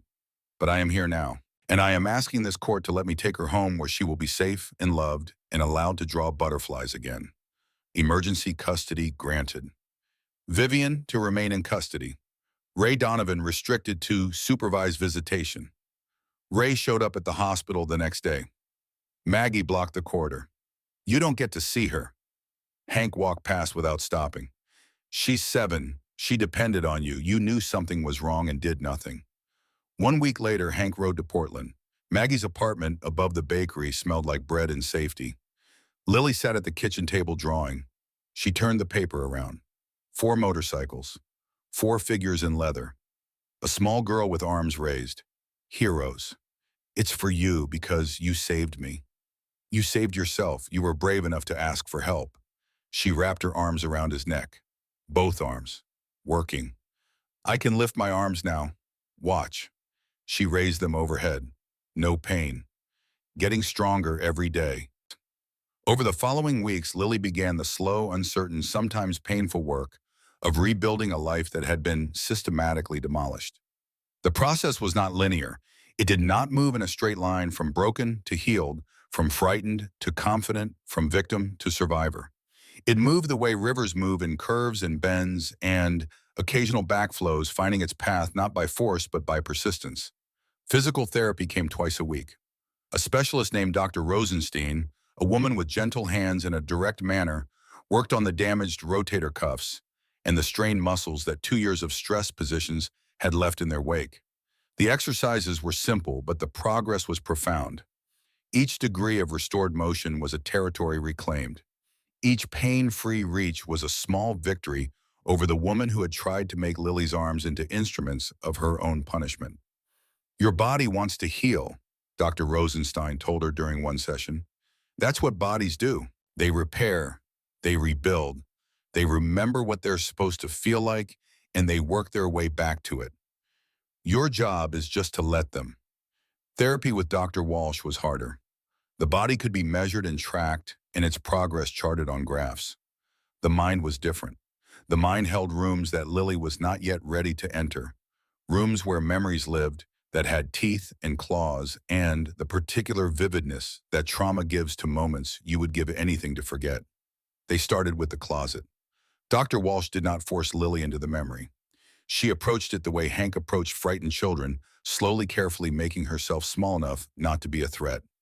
Can you tell me about the closet? It was dark, the kind of dark where you can't tell if your eyes are open or closed. Lily's voice went flat the way it always did when she was describing something that lived too close to the bone. I used to count the coats. I could feel them hanging around me. 3 coats, a rain jacket, a heavy winter coat that smelled like Gary's cologne, and Vivian's yoga mat rolled up in the corner. How long would she leave you there? It depended on what I did wrong. Spilling something was 2 hours. Forgetting a chore was 4. Talking back was all day. All day. From when to when. From when Gary left for work in the morning until he came home. She'd let me out 15 minutes before his truck pulled in. Just enough time to wash my face and sit at the kitchen table and pretend. Dr. Walsh wrote notes, not because she needed them for her records, but because writing gave her something to do with the fury that built in her chest during these sessions. A professional woman trained to maintain therapeutic neutrality. Discovering that neutrality has limits when the patient is a 7-year-old describing 8-hour confinements in the dark. What did you do during those hours? At first I cried. Then I learned that crying made time go slower, so I stopped. I made up stories instead. I'd pick a coat and imagine where it had been. The rain jacket went to the ocean. The winter coat went to the mountains. I'd make up whole adventures for them while I sat in the dark. That's a remarkable coping strategy. I didn't know it was a strategy. I just needed to be somewhere else. School became the one place where something like normalcy existed. Lily's new school in Portland did not know her history. Her classmates saw a quiet girl with brown hair and careful eyes, who drew extraordinarily detailed butterflies in art class and knew the answer to every question the teacher asked but rarely raised her hand. Darcy Fulton had transferred to the same school at her parents' insistence. Karen Fulton had looked at her daughter and said, "That girl needs her friend, and her friend needs her, and I am not going to let geography be the reason either of them faces this alone." Darcy was Lily's anchor. The friendship operated on an understanding that required no words and no explanations. Darcy knew when Lily needed silence and provided it. She knew when Lily needed noise and created it. She knew when Lily needed someone to sit beside her on the playground bench and do absolutely nothing except exist in the same space at the same time. It was a skill that most adults never mastered, and this 9-year-old practiced it with the grace of someone born, understanding that love is not always about doing. Sometimes it is just about staying. The nightmares were the hardest part. They came every night for the first 3 months. Vivian standing over her bed, the closet door closing, The belt with the gold initials appearing from behind Vivian's back. The rice on the kitchen floor. The encyclopedias in her hands growing heavier with each passing second until her arms gave way and the screaming started. Lily would wake gasping, disoriented, unable to distinguish the bakery apartment from the blue Colonial, unable to tell whether the woman in the doorway was Maggie coming to comfort her or Vivian coming to punish her. The confusion usually lasted only seconds, but those seconds were eternities. Small infinities of pure terror that no amount of reassurance could prevent, because the brain does not process trauma on a schedule. It processes it when it is ready, and it is never ready at convenient times. Maggie learned to sleep with one ear open. She learned the particular quality of Lily's breathing that signaled a nightmare was building. She learned that the worst thing she could do was touch Lily before the child was fully awake, because touch in the dark triggered the worst memories. So instead, she would stand in the doorway and speak softly until Lily's eyes focused and the present replaced the past. You're at the bakery. You're safe. Vivian is in prison. I'm right here. Over time, the nightmares diminished, not disappeared, diminished. Their frequency decreased from nightly to weekly to occasionally. Their intensity faded from screaming panic to restless sleep, to the occasional bad dream that could be soothed with warm milk and Maggie's voice, and the knowledge growing stronger every day that safety was not a temporary condition, but a permanent state. The men of Stone Ridge MC became the family Lily had never had and always needed. Cody rebuilt a small dirt bike and spent Saturday afternoons teaching her to ride in the empty lot behind the garage. The first time she opened the throttle and felt the machine surge beneath her, she laughed so loudly that Donovan heard it from inside the garage and came out to watch. It was the first time any of them had heard her laugh since the day she'd shown up on their doorstep, unable to lift her arms. In July, Hank proposed a camping trip. The whole crew. Stone Ridge members who had become Lily's extended family. A weekend at the Oregon coast where the Pacific crashed against black rocks and the air tasted like salt and freedom. They loaded up on a Friday afternoon. Lily rode with Hank, her arms wrapped around his waist, her face turned into the wind. Behind them, Donovan on his Road King, Cody on his Sportster, Walt on his touring bike riding steady and slow the way he did everything. Maggie followed in her car, loaded with enough food for an army, because grandmothers do not believe in traveling light when grandchildren are involved. The campsite was on a bluff overlooking the ocean. They pitched tents in a semicircle facing the water and built a fire from driftwood that burned blue and green from the sea salt embedded in the grain. The sunset painted the sky in colors that Lily tried to memorize for later drawing. Copper and salmon and a purple so deep it looked like a bruise healing on the horizon. Around the fire that night, the men told stories. It was a tradition in the club, this sharing of histories around flames, and tonight they shared them with Lily because she was family, and family earned the right to know where you came from. Cody talked about foster care. 7 homes in 6 years. The house in Medford, where the foster father locked the refrigerator at night. The house in Eugene, where the other kids stole his shoes and nobody intervened. The house in Bend, where a foster mother named Mrs. Callahan actually cared who made pancakes on Saturday mornings and read stories at bedtime and treated him like he mattered, and how he had been removed from her home after 4 months because the system determined she had too many children in her care. I went back to visit her once, Cody said, staring into the fire. 10 years later, she was still fostering, still making pancakes on Saturdays. She remembered my name. She remembered what stories I liked. He paused. Some people just care. They can't help it. It's who they are. Walt talked about his years in social work, the impossible caseloads, the bureaucratic paralysis, the children whose files sat on desks while the clock ran and the bruises multiplied. He talked about the ones he saved and the ones he lost, and the particular weight of knowing that the difference between the two was often just timing, just luck, just the accident of which caseworker got assigned and whether that person was burned out or still burning.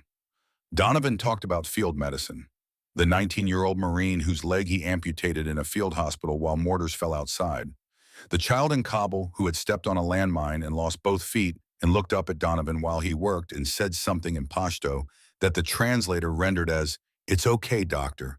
I can still swim." "We've all got scars," Hank said, watching the flames. Different kinds, different causes. But scars mean you survived. They're proof that something tried to destroy you and failed. Lily traced the faint marks on her arms. I used to hate mine. Now I think they're like battle wounds. I fought something terrible, and I won. That's exactly what they are, Donovan confirmed. They slept under stars. Lily wrapped in a sleeping bag between Hank and Maggie, the sound of the ocean, a lullaby that asked nothing of her except that she listen.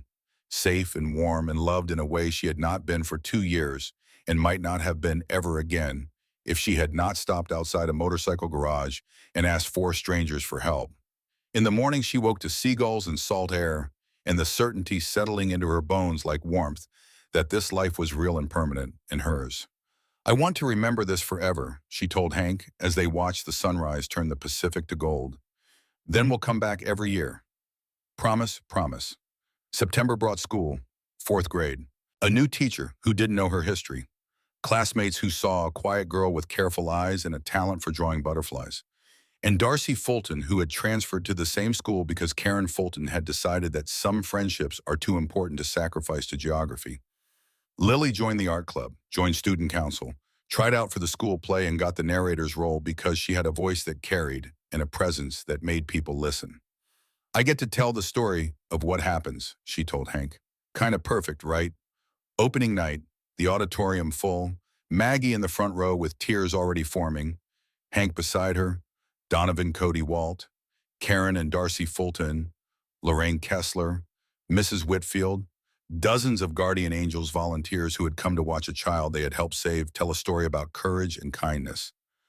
Lily's voice filled the room, clear and confident and carrying the authority of someone who understood what courage actually meant because she had been forced to practice it every day for 2 years. When she took her bow, the applause was not polite. It was the sound of people clapping for something much larger than a 4th grade play. Backstage, Lily found Hank. Did I do good? You did great. I'm proud of me too. A year ago, I couldn't talk in front of anyone. Now I'm telling stories on a stage. She grinned. That's progress. It was progress. Extraordinary, hard-won, beautiful progress. Lily Donovan was healing, growing, becoming the person she was always meant to be. 3 kids approached her after the play. One girl whispered, "My uncle hurts me sometimes. Who do I tell?" Lily took her hand. "Tell me, I'll walk with you." Together, they went to the counselor's office. By the end of the day, that girl was in protective custody. Another child saved because Lily Donovan had the courage to share her story, and another child had the courage to hear it. She's fast, Cody said, watching her carve circles in the dirt with a grin that split her face from ear to ear. She's free, Hank corrected. That's what fast looks like when you've been in a cage. Donovan helped with homework 3 nights a week. He discovered in himself a patience he had not known existed, a capacity for explaining long division in the water cycle and the causes of the American Revolution with the same careful attention he had once applied to treating gunshot wounds under fire. He was, it turned out, a natural teacher, the kind who could make a child feel that her questions were not interruptions, but gifts. Walt baked with Lily on Sunday mornings. It started as a way to keep her occupied during the hours when the bakery was busiest and Maggie was elbow-deep in dough. It became something else, a ritual, a communion. The precise measurements and careful timing of baking gave Lily a sense of control that 2 years of chaos had stolen from her. When you bake, the rules are clear. Follow them and the bread rises. Ignore them and it doesn't. There is a logic to flour and water and yeast that does not exist in the logic of a woman who punishes a child for spilling milk. And Hank just showed up, every day, without announcement or agenda. He arrived at the bakery in the morning, sat with Lily while she ate breakfast, drove her to school, picked her up in the afternoon, helped with homework, stayed for dinner. He was there when she needed him, and he was there when she didn't, and the consistency of his presence was itself a form of therapy, a daily proof that some promises are not broken, that some people do not leave, that the world contains alongside its cruelty and its indifference pockets of steadfastness so reliable they begin to feel like gravity. They sat in the warm kitchen while Lily chattered about her new school, her art class, Darcy, who wanted to be friends again. Normal things, sacred things. Then Hank's phone buzzed. "Doc, Vivian made bail. Her mother posted the house as collateral. Maggie, Vivian's out. We move now. Within 20 minutes, the others arrived. They drove to Walt's cabin in the mountains. Off-grid, no address in any database. Lily couldn't sleep. What if she finds us? She won't. You can't promise that. Adults always promise things they can't control. Hank sat beside her. You're right, but I will do everything in my power to keep you safe. If that means prison, fine, you matter more. Why? Because somebody should have done this for me when I was your age. Cody called at midnight. Vivian found at a motel outside Eugene. Cut him ankle monitor. Directions to Maggie's bakery. Zip ties, duct tape, chloroform in the car. She was going to kidnap her. State police picked her up. Lorraine called next morning. Bail revoked. Kidnapping charges added. 20 years minimum. The trial began on a Monday morning in November in a courtroom that smelled like old wood and new anxiety. The gallery was packed. Hank, Donovan, Cody, and Walt sat in the second row in their cleanest leather foremen who looked like they belonged in a lineup but were here as witnesses and protectors, and the closest thing Lily Donovan had to family, besides the small woman with flour-dusted hands sitting beside them. Maggie Donovan had dressed in her best clothes, a navy blue suit she had bought for her daughter-in-law's funeral 3 years earlier and had not worn since. Her hands were steady in her lap, but her eyes moved constantly tracking Lily, the way a mother bird tracks a chick that has fallen from the nest and been returned to it damaged. Lily sat with Lorraine at the counsel table, looking impossibly small in a room designed for adults and their adult problems. She wore the blue dress with white stars that Maggie had sewn by hand during the long evenings when sleep would not come, and the only therapy available was the rhythmic push and pull of needle through fabric. Each star was a wish. Each stitch was a prayer. The dress fit perfectly because Maggie had measured Lily while she slept, not wanting to wake her, not wanting to add one more demand to a child who had been demanded of enough for a lifetime. Vivian Hale was brought in through a side door in an orange jumpsuit that replaced the yoga pants and designer sweaters she had worn like camouflage in the civilian world. She looked different in custody, smaller, more human, the kind of woman you might pass in a grocery store without a second glance. That was the most dangerous thing about her. She looked normal. She looked like anyone's neighbor, anyone's friend, anyone's stepmother. The evil that lived inside her had no outward markings, no visible scars, no horns or fangs, or any of the features that fairy tales assign to villains so that children can identify them and run, real monsters. Hank had learned in Iraq and in Riverside, Oregon, looked exactly like everyone else. The prosecution opened with the medical evidence. The hospital doctor took the stand, first a man in his 60s with reading glasses in the careful diction of someone accustomed to translating suffering into language that courts could process. He described Lily's injuries with clinical precision. Both rotator cuffs compromised. Chronic malnutrition evidenced by bone density scans and growth charts showing a child falling steadily below normal percentiles over a 2-year period. Scarring on both knees consistent with repeated kneeling on hard granular surfaces for extended durations. Bruising and multiple stages of healing across the back rib cage and upper arms, indicating ongoing physical trauma over a period of months. He showed photographs. The jury looked at them the way people look at car accidents, wanting to turn away, but unable to because the evidence of what one human being had done to another, to a child, demanded witness, even when witnessing was unbearable. Neil Hale appeared on the courtroom video screen from San Diego. His face was pixelated by distance, but his pain was in high definition. He described his marriage to Vivian, the charm that had drawn him in, the slow revelation of what lived beneath the charm. His daughter Brooke, 9 years old, found unconscious on the bathroom floor with an empty pill bottle because she had decided that death was preferable to one more day under Vivian's care. She used the same methods on my girls, Neil said, his voice cracking like old timber. The same encyclopedias, the same rice, the same closet. She is not someone who lost her temper once. She is someone who has refined cruelty into a system and applies it to every child unfortunate enough to fall within her reach. Mrs. Whitfield presented her 6 months of documentation. Photographs, behavioral observations, Lily's artwork, which the prosecution entered into evidence and displayed on a screen for the jury. The progression was devastating. September butterflies and sunshine drawn in bright colors with confident lines. October, the colors dimming, the figures smaller. November, a girl inside a box with no windows or doors. December, just darkness. A page filled entirely with black crayon pressed so hard it had torn the paper.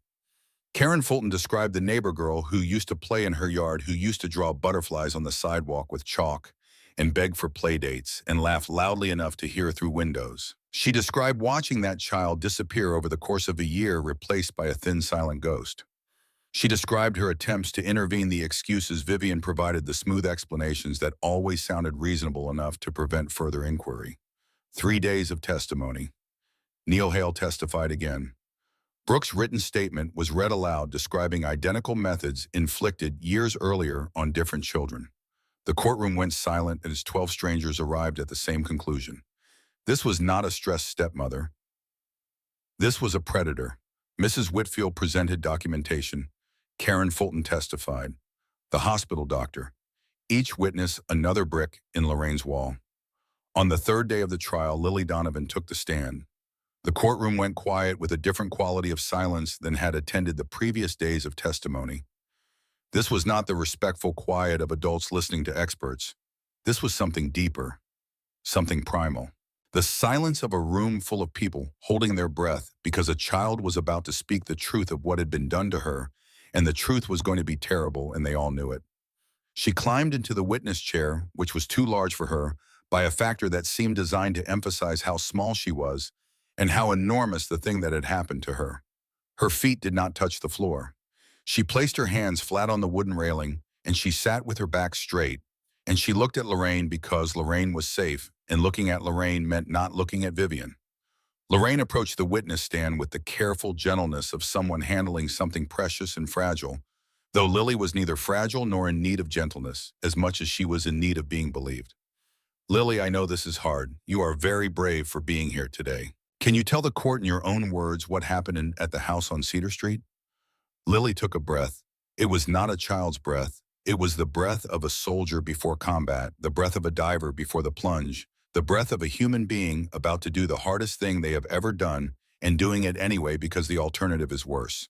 She described 2 years of her life.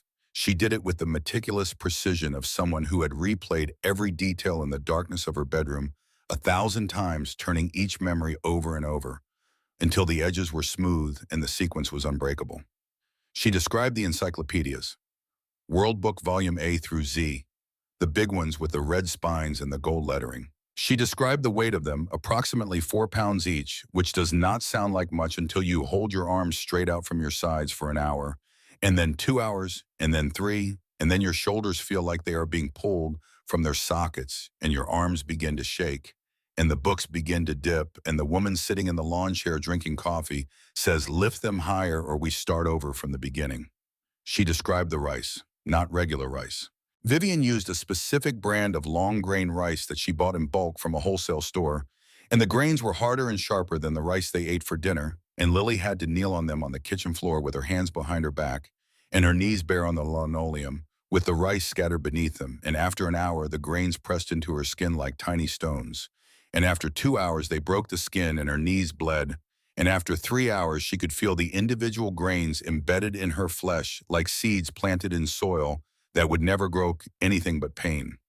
She described the closet, the hall closet on the first floor beneath the stairs where the coats hung and the vacuum cleaner lived, and the darkness was so complete that after the first few minutes, Lily could not tell whether her eyes were open or closed. She described the hours in that darkness, sometimes 2, sometimes 4 once an entire day, while Vivian told the school that Lily had the flu and couldn't come to class. She described the sounds she could hear through the closet door, Vivian on the phone laughing with friends, Vivian watching television, Vivian making dinner. Ordinary sounds of an ordinary life being lived by a woman who had locked a child in a closet and forgotten about her, the way you forget about something you have put in a drawer and do not need. She described the sentences. "I will not be clumsy. I will not be stupid. I will obey." 500 times in her best handwriting at the kitchen table, while Vivian sat across from her and watched and counted and added 100 more each time Lily's hand cramped or her eyes watered or she made a spelling error. She described the nights that stretched past midnight, her fingers bleeding from the grip on the pencil, her eyes blurring from exhaustion, the fear of making another mistake more powerful than the pain in her hand because mistakes meant starting over. And starting over meant dawn would come and she would not have slept. She described the belt, dark brown leather with gold initials, VH. It appeared only on nights when her father was on the road and the house was empty of witnesses. When she finished, the courtroom was not silent. It was something beyond silent. It was the absence of sound that happens when 30 people simultaneously stop breathing because breathing seems trivial in the presence of what they have just heard. "Did you ever tell anyone what was happening?" Lorraine asked, her own voice rough despite her professional composure. "I told my teacher. She reported it to CPS. They came to the house and Vivian showed them the clean kitchen and the nice furniture, and they left. I told them again. They came again. Vivian smiled at them. They left again." Lily paused. "Then I found the men at the garage. I was crying outside their door because I couldn't lift my arms anymore." "Why were you able to tell them when you had been unable to tell others?" "Because they looked at my arms and they believed what they saw. They didn't tell me I was imagining things. They didn't say Vivian was just strict. They didn't ask me if maybe I was exaggerating or being dramatic or making things up for attention." Lily paused again. "They believed me, and then they did something about it." Her eyes moved. For the first time during her testimony, they left Lorraine and tracked across the courtroom to the defense table where Vivian Hale sat in her orange jumpsuit. And Lily Donovan, 7 years old survivor of 2 years of systematic torture, looked her abuser in the eye and spoke directly to her. "They protected me from you." The defense attorney attempted cross-examination. He was a man in an expensive suit with a practiced courtroom manner, and he tried every tool in his professional toolkit. He suggested that Lily had been coached by the bikers, that her memories were confused, that her testimony had been contaminated by conversations with adults who had their own agenda, that a child of 7 could not possibly recall the specific details she had described with such precision. Lily listened to each question with the patience of someone who had heard worse from Vivian Hale on an average Tuesday and said nothing until the question was complete, and then answered it with the same words in the same order, with the same details she had provided on direct examination. The truth has a structural integrity that lies cannot replicate. It does not bend under cross-examination because it does not need to. It simply is. "Can you tell the court what happened at the house on Cedar Street?" Quiet but steady, the encyclopedias held overhead until her arms gave out. The rice pressed into her knees. The closet, the sentences copied 500 times, increasing each time she cried because crying added 100. The belt with gold initials. "Did you ever tell anyone?" "I told my teacher. CPS came and left. Then I found the men at the garage because I couldn't lift my arms." "Why could you tell them?" "Because they listened. They believed me." Her eyes moved to Vivian. "And they protected me from you." Cross-examination tried coaching and confusion. Lily repeated her story, same words, same details. The truth does not need to be remembered. It just needs to be told. Guilty, all counts, 18 years, no parole for 12. The gavel fell. Lily exhaled like she had been holding her breath for 2 years. Outside, she raised both arms to the sky. "I can lift my arms. I can choose my family. I can be safe. I can do anything." That night in the quiet of the bakery apartment, Lily sat at the kitchen table and drew. Not butterflies this time. Not heroes on motorcycles. She drew the courtroom, the witness chair, the judge, the jury box with its 12 empty seats, and in the center of the drawing, a small girl with brown hair standing at a podium speaking truth in a room full of adults. She titled it "The Day I Won." Maggie found her there at midnight, still drawing, unable to sleep because the adrenaline of the trial was still coursing through her small body like electricity through a wire. "You should be in bed, sweetheart." "I know, but I keep thinking about it." The way Vivian looked when the jury said guilty, she looked surprised, like she really believed she would get away with it. Lily set down her pencil. How could she think that, after everything she did, how could she think nobody would ever stop her? Maggie sat beside her granddaughter and chose her words with the care of someone who understood that this question was not academic. It was existential. It was the question every survivor asks when the danger has passed, and the mind begins to process what the body endured. Some people believe their own stories so completely that they can't see anyone else's. Vivian told herself a story where she was the hero and you were the problem, and she lived inside that story for so long that it became her reality. Maggie brushed a strand of hair from Lily's face. But stories told by one person in one room are just fantasies. Truth is what happens when you open the doors and let other people in. I opened the doors. You did. You opened them by standing outside a garage and asking 4 strangers for help. And then you opened them again by standing in a courtroom and telling 12 strangers the truth. And both times the people on the other side of those doors believed you. Lily was quiet for a long time. Do you think there are other kids right now who are too scared to open their doors? Yes. Then we have to make more doors, easier ones, doors that kids can find without having to be lucky enough to walk past the right building at the right moment. Maggie looked at her granddaughter, this child who had survived the unsurvivable and was now at 8 years old already thinking about how to change the system that had failed her so that it would not fail others. That's what Guardian Angels is, isn't it? A door. It's the beginning of a door. We need to make it bigger. Lily went back to her drawing. Maggie watched her for a while, this small girl with pencils and purpose, and then she went to bed, leaving Lily to her work. Some things cannot be rushed. Some things must be drawn in their own time at their own pace by hands that know what they are creating because they have lived inside the picture long enough to see it clearly. In the morning, Lily showed Hank the drawing. He studied it for a long time. "The Day I Won," he read. Good title. It's not just about me winning, it's about the system winning. For once, because people made it work instead of letting it fail. He taped the drawing to the garage wall beside the original Help Me Please sketch and the hero's drawing and the photographs of the 173 children Guardian Angels had helped save. A gallery of hope arranged on cinder block walls in a motorcycle garage in Portland, Oregon. Lily looked at the wall and saw what Hank saw. Not just pictures. Proof. Proof that when people decide to care, when they refuse to look away, when they answer a child's cry for help instead of assuming someone else will handle it, the impossible becomes possible and the broken become whole. Lily asked to see Ray Donovan. The request surprised everyone except Dr. Walsh, who had been working with Lily for months and understood that healing sometimes requires confrontation, the way surgery sometimes requires cutting through healthy tissue to reach the disease underneath. "I don't want to reconnect with him," Lily explained when Maggie expressed concern. "I don't want a relationship. I want to say the things I've been carrying around inside my chest for 2 years. I want him to hear them, and then I want to put them down." The meeting was arranged at Lorraine's office. Neutral ground, no advantage to either side. Hank would be present. Maggie would be present. A therapist would be on standby in the next room. If at any point Lily wanted to leave, they would leave. No questions, no pressure, no guilt. Ray Donovan arrived 15 minutes early.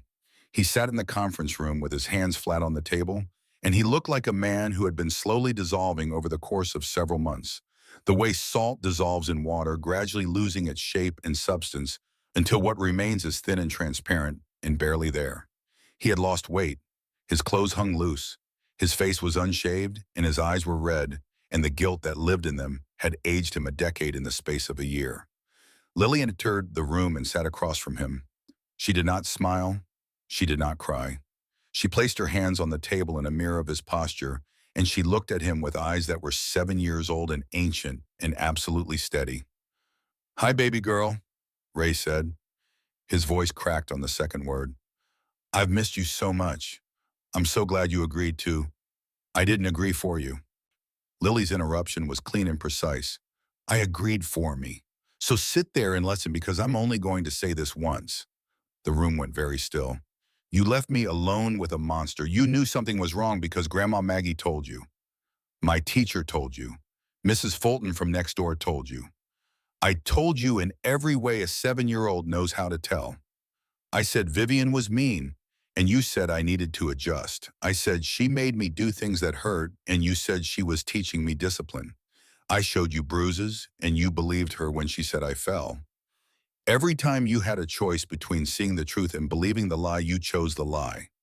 Because the lie was easier, because the truth would have required you to do something. Ray's eyes were filling. His hands on the table began to shake. You brought Vivian into our house 8 months after you met her on a dating app. 8 months. You didn't check her background. You didn't call her ex-husband, who would have told you everything if you'd asked. You didn't do any of the things a parent does when they bring a stranger into their child's home, because doing those things would have been inconvenient and might have meant you'd have to keep being a single father, and you didn't want that. You wanted someone to make your life easier, and you didn't care enough to check whether she'd make mine harder. She paused. Let the silence do its work. I almost died, Dad. I swallowed 20 pills from the medicine cabinet at 7 years old because going to sleep forever seemed better than waking up one more morning in that house. And the next day I went to school and you came home from your haul on Friday and you didn't notice. Your daughter tried to kill herself and you did not notice. Maggie made a sound, not a word, not a sob. A sound that exists only in the vocabulary of grandmothers who have just learned that the worst thing they could imagine was not in fact the worst thing that happened. Ray's head dropped to the table. His shoulders heaved. You're my father biologically. Lily continued, her voice flat and final, and carrying the weight of every night she had lain in a locked room listening for footsteps. But you're not my dad. Hank is my dad. He's the one who showed up. He's the one who listened. He's the one who broke through a window and risked prison to save me while you were driving a truck down Interstate 5 pretending everything was fine. She stood. The chair scraped against the floor. But I'm giving you something anyway. I'm forgiving you, not because you deserve it. You don't. Because carrying you around inside my chest is too heavy, and I've been carrying heavy things for too long and I'm done. You don't get to live in my head anymore. She walked to the door. Turn back one final time. Move on with your life. Let me move on with mine. And if you ever find yourself with another woman who tells you her ex-husband's kids are troubled, and she's the real victim, maybe this time ask the kids what happened. She left the room with her back straight and her head up and her arms, those arms that had once hung useless at her sides, outside a motorcycle garage swinging freely with every step. Outside, she collapsed against Hank's chest. The shaking started then. Not weakness, release. The particular trembling that comes when you put down something you have been carrying for so long that your muscles have forgotten what it feels like to be empty. I said it. Everything. How do you feel? Lighter, like I set down a suitcase full of rocks. She looked up at him with eyes that were for the first time since he had met her completely clear. I meant what I said about you being my dad. His voice came out rough. That's an honor I'll spend the rest of my life trying to deserve. You already deserve it. You earned it every day you showed up. He picked her up. She was getting too big for this. He did it anyway. Works for me, kiddo. Works for me just fine. 6 weeks later, she asked to see Ray. Not for reconciliation, for reckoning. Lorraine's office, neutral ground. Hank and Maggie present. Ray arrived looking erased, thinner, haunted. Lily sat across from him, spine straight. Sit there and listen. She told him how she screamed for help without using the words, and he pretended not to hear. How she showed him bruises, and he accepted Vivian's explanations. How he chose his loneliness over her safety. I almost died, Dad. I swallowed pills at 7 because dying seemed better than one more day with Vivian. And the next morning I went to school, and you didn't notice. Maggie gasped. She hadn't known. I used to listen for your truck every Friday. I kept thinking this weekend he'll see, he'll notice. But you never did. You came home and kissed Vivian and left again Sunday. Every week, 2 years. Ray sobbed over the table. You're my father biologically, but you're not my dad. Hank is my dad. He showed up. He saved me. He stayed. She walked to the door, stopped. I'm forgiving you, not because you earned it, because carrying you is too heavy. I'm putting you down. Outside shaking, I said everything. She looked at Hank. I meant it, about you being my dad. That's an honor, kiddo.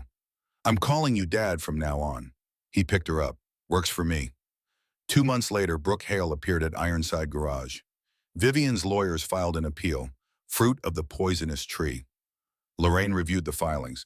30% chance they overturn, Prosecution argues independent discovery. The appellate hearing came in February. 3 judges, 2 hours. Lily sat between Maggie and Hank. Brooke and Paige with their father across the aisle. 3 survivors. Ruling within 60 days. Those 60 days ground Lily down. She regressed at school. Nightmares every night. Called Hank at 3 in the morning. Meanwhile, Hank built Guardian Angels, nonprofit for community-based child protection. Lorraine filed paperwork. Karen Fulton and Mrs. Whitfield volunteered. Neil Hale started a San Diego chapter. The story went viral. 17 states. Then Councilman Gerald Pratt attacked. Television calling them criminals. Walt discovered Pratt's brother was married to Vivian's sister. Family vendetta. State auditors found everything perfect. Pratt demanded federal investigation. Lily walked into the next council meeting, 8 years old. My name is Lily Donovan. My stepmom tortured me for 2 years. CPS walked away twice. 4 bikers decided I mattered. She looked at Pratt. I know your brother posted bail for my torturer. You're fighting because your family is embarrassed. Everyone sees it. National news. Pratt resigned within a month. April 23rd. Lorraine called. Appeal denied. Conviction upheld. Evidence from the rescue night was independently obtained. Vivian stays in prison. It's over. Really over. Lily got the news at school, cried with relief, not fear, the overwhelming experience of being told the monster was never coming back. That afternoon, Ironside Garage. Streamers, cake. Walt's banner, Titter Lily is free. I don't have to be strong anymore. Can I just be a kid? You can be whatever you want. But freedom brought storms. Without the threat, survival mechanisms crumbled. Nightmares multiplied, separation anxiety, therapy doubled. One night at 3, Lily called. Can you come? He sat on her floor. Vivian got out in my dream. She took me back. That won't happen. What if nightmares never stop? Then you have nightmares and you live anyway. Fear is a feeling, not a fact. He showed her a photo. Marine uniform. Iraq. Terrified every day. Nightmares for years. Courage isn't the absence of fear. It's doing what needs doing while fear screams. You go to school every day. That's bravery. They sat until she slept. He stayed until dawn. Guardian Angels continued growing through the autumn and winter months. 12 states became 20. 20 became 31. The crisis hotline expanded to 24-hour coverage. 2 full-time social workers were hired. Office space was rented beside the garage, the 2 buildings connected by a door that Cody had cut through the shared wall one weekend, creating a physical link between the world of motorcycles and the world of child advocacy that mirrored the philosophical connection Hank had always felt between the two. Not every case ended well. In June, a 13-year-old boy named Tyler in Salem took his own life before they could build a case strong enough for legal intervention. Hank sat in the dark garage until dawn, staring at nothing, drowning in a guilt that tasted like Kandahar. Lily found him there at sunrise. She sat beside him on the old couch and said nothing for a long time. I heard about Tyler. We failed him. You can't save everyone.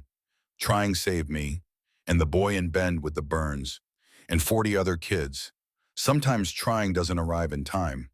That's not failure, that's tragedy. There's a difference. From Tyler's death came innovation, emergency response protocols, same-day therapy partnerships, the 24-hour crisis line that could dispatch a volunteer within 30 minutes to any child in immediate danger. The system got faster and better because a boy's death demanded that it must. By summer, Lily was thriving. Art club, student council, the lead in the winter play, drawing butterflies again in colors so vivid they seemed to pulse on the paper. Then the phone rang at midnight. Lorraine's voice was tight with a particular urgency that meant something had gone very wrong. Vivian's prison transport was in an accident on Interstate 5. 3 guards injured, 2 prisoners missing. The accident was staged. Hank's blood stopped moving. Tell me she's not one of them. She is, missing for 4 hours. They believe she had help. Within minutes, Hank, Donovan, Cody, and Walt were roaring through empty streets toward Maggie's bakery.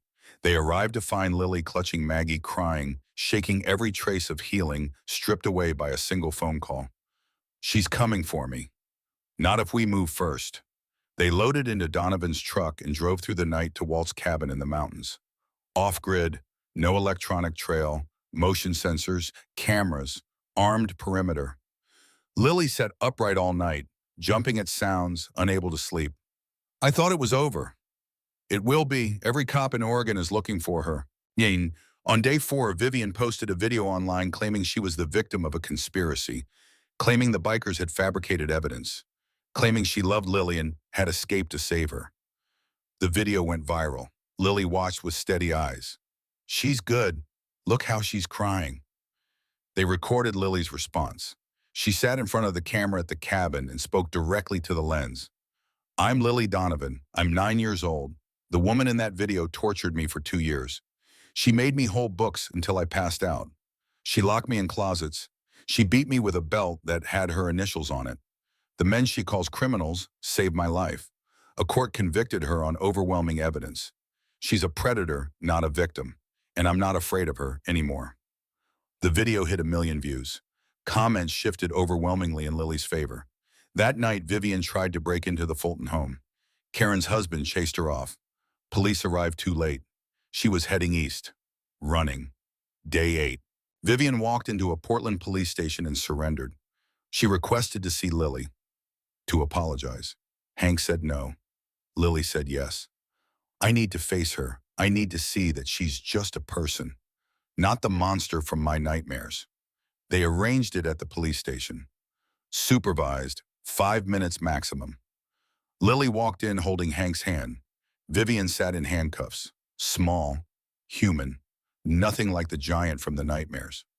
Lily sat across from her and spoke the truth with the steady voice of a child who had survived the unsurvivable and come out stronger. You never loved me. You loved controlling me. She did not blink. Love doesn't lock children in closets. Love doesn't make children kneel on rice until they bleed. And then she said the words that mattered most. I forgive you, not because you deserve it, because I deserve freedom from hating you. You don't get to live in my head anymore. Vivian's mask shattered. The real Vivian emerged screaming, ugly, ugly honest. You pathetic little brat. I could have killed you 100 times. There she is, Lily said calmly. The real Vivian. Let everyone see.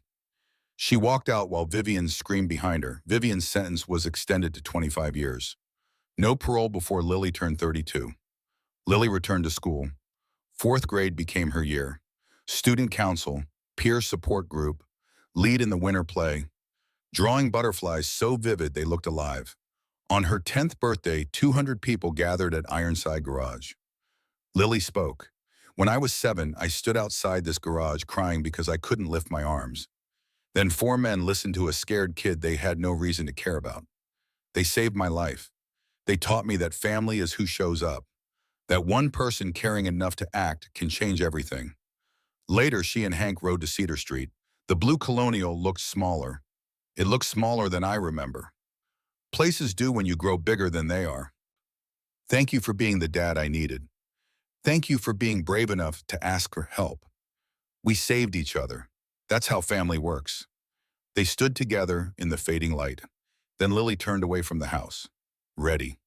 Can we get ice cream? They rode toward home, Maggie's Bakery, Ironside Garage. The community built from one child's cry for help. Hank's phone rang. Another child, another city. He answered, because that was the promise. When a child cries for help, somebody has to answer. Guardian angels grew. 12 states, 100 volunteers, 43 cases. Not everyone ended well. In June, a 13-year-old boy in Salem died before they could intervene. Hank sat in the dark garage until dawn. Lily found him. I heard about Tyler. We failed him. You can't save everyone. Trying saved me and 40 other kids. Sometimes trying doesn't arrive in time. That's tragedy, not failure. From Tyler came a 24-hour crisis line, emergency protocols. The system got faster because a boy's death demanded it. By summer, Lily was thriving. Art club, school play, the narrator, opening night, full auditorium. Lily's voice clear and confident. Standing ovation. Did I do good? You did great. Spring brought a fundraiser gala, 200 people. Lily spoke. 9 months ago, I was dying, slowly. Every day, a little more of me disappeared.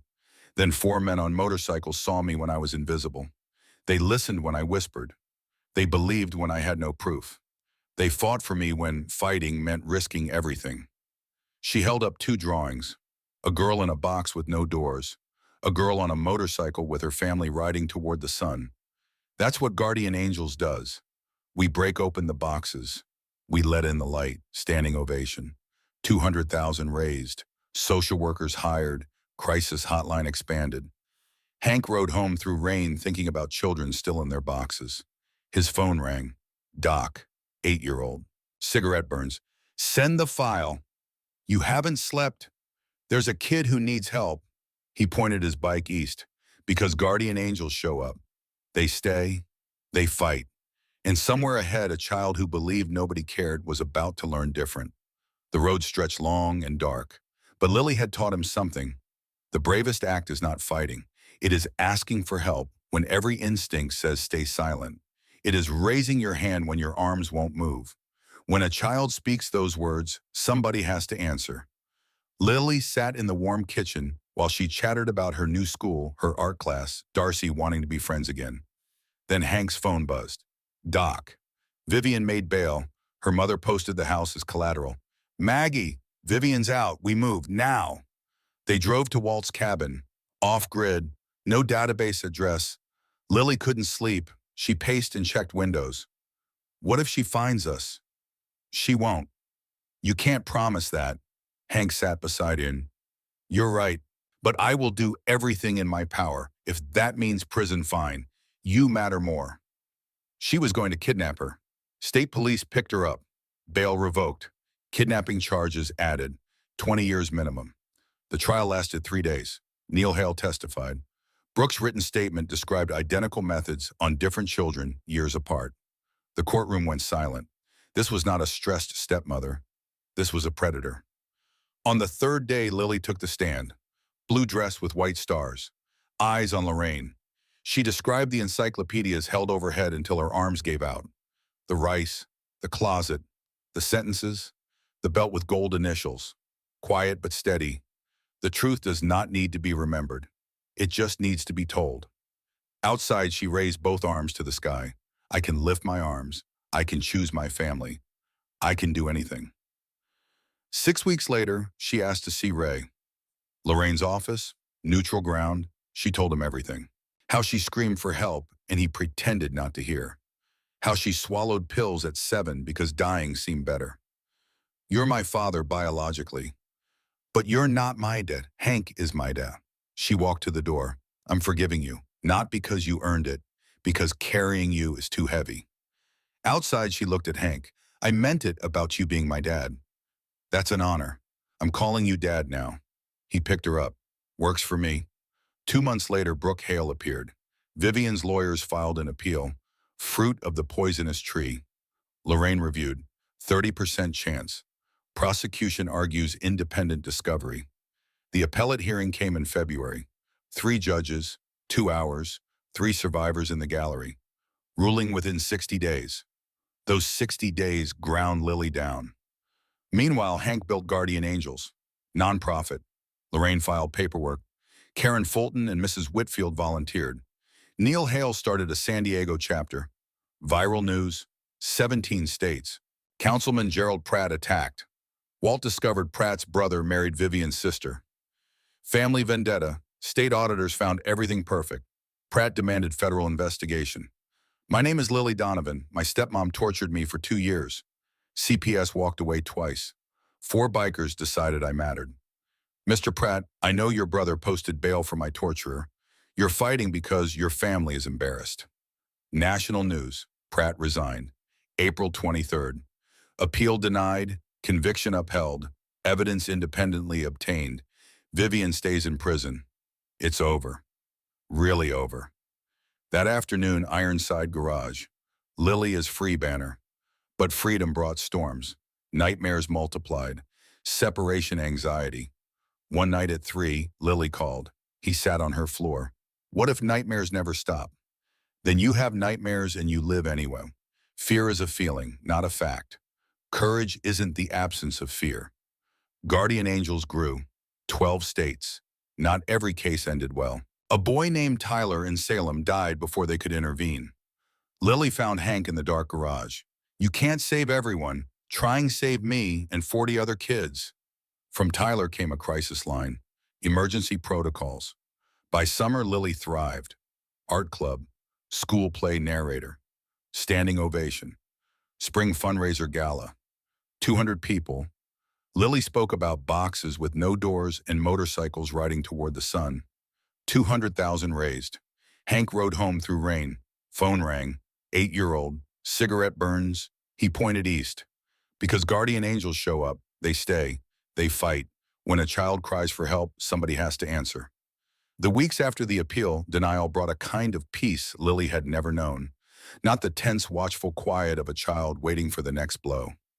Real peace, the kind that settles into your bones and lets you sleep through the night without dreaming of locked doors and leather belts. She started drawing butterflies again. Maggie noticed first. Came into the kitchen one Saturday morning to find Lily at the table, colored pencils scattered around her, working on a monarch butterfly, so detailed you could almost see the scales on its wings. That's beautiful, sweetheart. Mrs. Whitfield says monarchs migrate thousands of miles. They're tiny, but they cross whole continents. Nobody thinks they can make it, but they do. Lily added another stroke of orange. I think I'm a monarch butterfly. I think you are too. The physical therapy ended in May. Dr. Rosenstein, the orthopedic specialist who had been treating Lily's shoulder since the hospital declared her fully healed. Full range of motion, no lasting structural damage. The muscles had repaired themselves with the remarkable resilience that belongs exclusively to the young. She's going to be fine physically, Dr. Rosenstein told Maggie and Hank. Kids heal faster than adults. The body wants to repair itself. The mind takes longer, but the body knows what to do. Lily celebrated by hanging from the monkey bars at recess for the first time since Vivian had entered her life. Darcy Fulton spotted her, ran over and hung beside her. Two girls laughing upside down while the world looked different from that angle. Better, maybe. Everything looks different when you're hanging by your own strength from a bar you couldn't reach 2 years ago. Does it hurt? Darcy asked. No, nothing hurts anymore. The therapy with Dr. Walsh continued twice a week. Some sessions were hard, some were harder. Lily talked about the closet, about the darkness that had its own sound, a kind of ringing silence that she could still hear sometimes when she was alone in a quiet room. She talked about the rice, about how she still couldn't eat rice without her stomach turning. She talked about the belt, about how she flinched at the sound of leather shrieking, at men's dress shoes clicking on hard floors, at any sound that reminded her of Vivian approaching. These are triggers, Dr. Walsh explained. Your brain learned to associate certain sounds and sensations with danger. Those associations don't disappear just because the danger is gone. They fade over time, but slowly, like a bruise fading. You can't rush it. I hate being broken. You're not broken, Lily. You're healing. There's a difference. Broken things stay the way they are. Healing things change. They grow. They get stronger than they were before.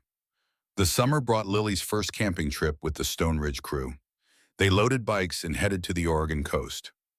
Lily rode with Hank, her arms wrapped around his waist, the wind pressing against her face like a hand made of freedom.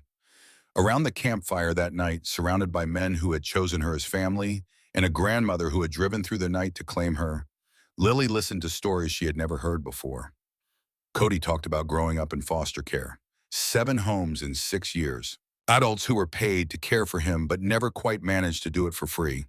He described the particular loneliness of knowing you belong to nobody, of being a temporary guest in your own childhood. Walt talked about his years as a social worker, the kids he had saved and the ones he hadn't. The boy in Medford who had drowned in a bathtub at age 4 while his mother was unconscious in the next room. The girl in Klamath Falls who had run away at 12 and was never found. The cases that kept him awake at night decades later, their names etched into the walls of his memory like graffiti that could never be painted over. Doc talked about combat medicine in Afghanistan, the impossible math of triage. Who to save when you couldn't save everyone. The 19-year-old Marine whose leg he amputated in a field hospital while mortars fell outside, and how that Marine had looked up at him and said, Doc, it's okay. I've got another one. We've all got scars, Hank said, watching the flames dance. Different kinds, different causes. But scars mean you survived. They're proof you're still here. Lily traced the faint marks on her arms where the deepest bruises had been. I used to hate mine. Now I think they're like battle wounds. I fought and I won. That's exactly what they are, Doc confirmed. And they slept under stars, Lily wrapped in a sleeping bag between Hank and Maggie. Safe and warm and loved.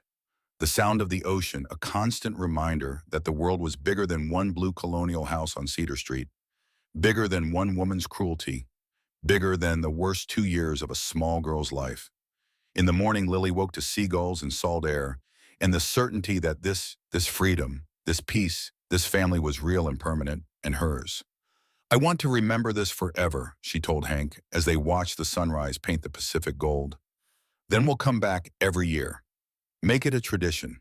Promise, promise. September brought fourth grade, new teacher, new challenges, but also a new Lily. This Lily raised her hand in class. This Lily ate lunch with friends.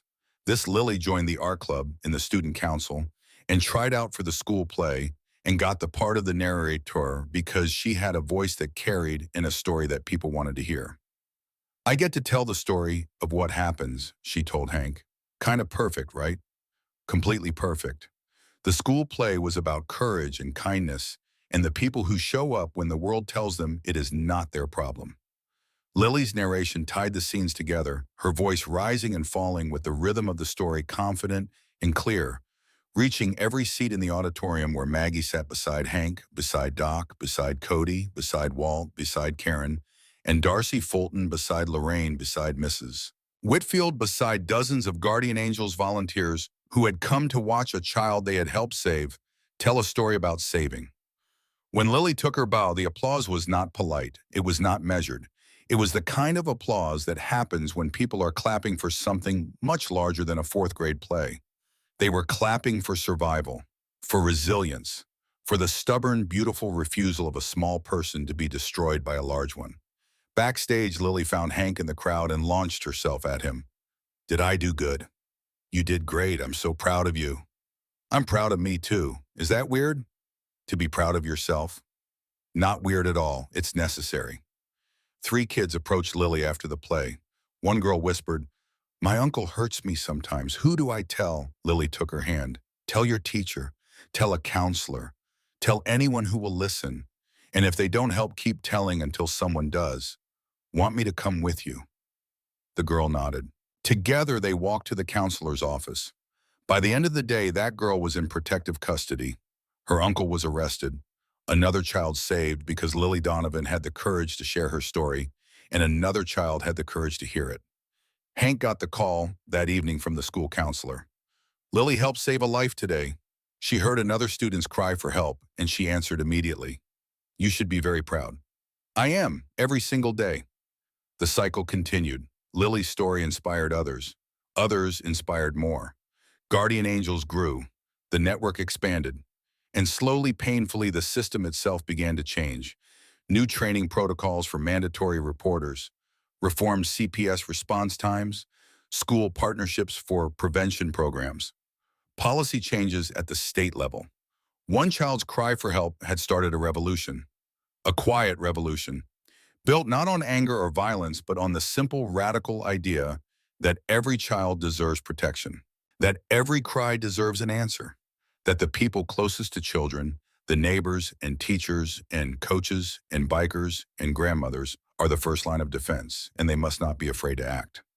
Thanksgiving came with the scent of roasting turkey and the warmth of belonging.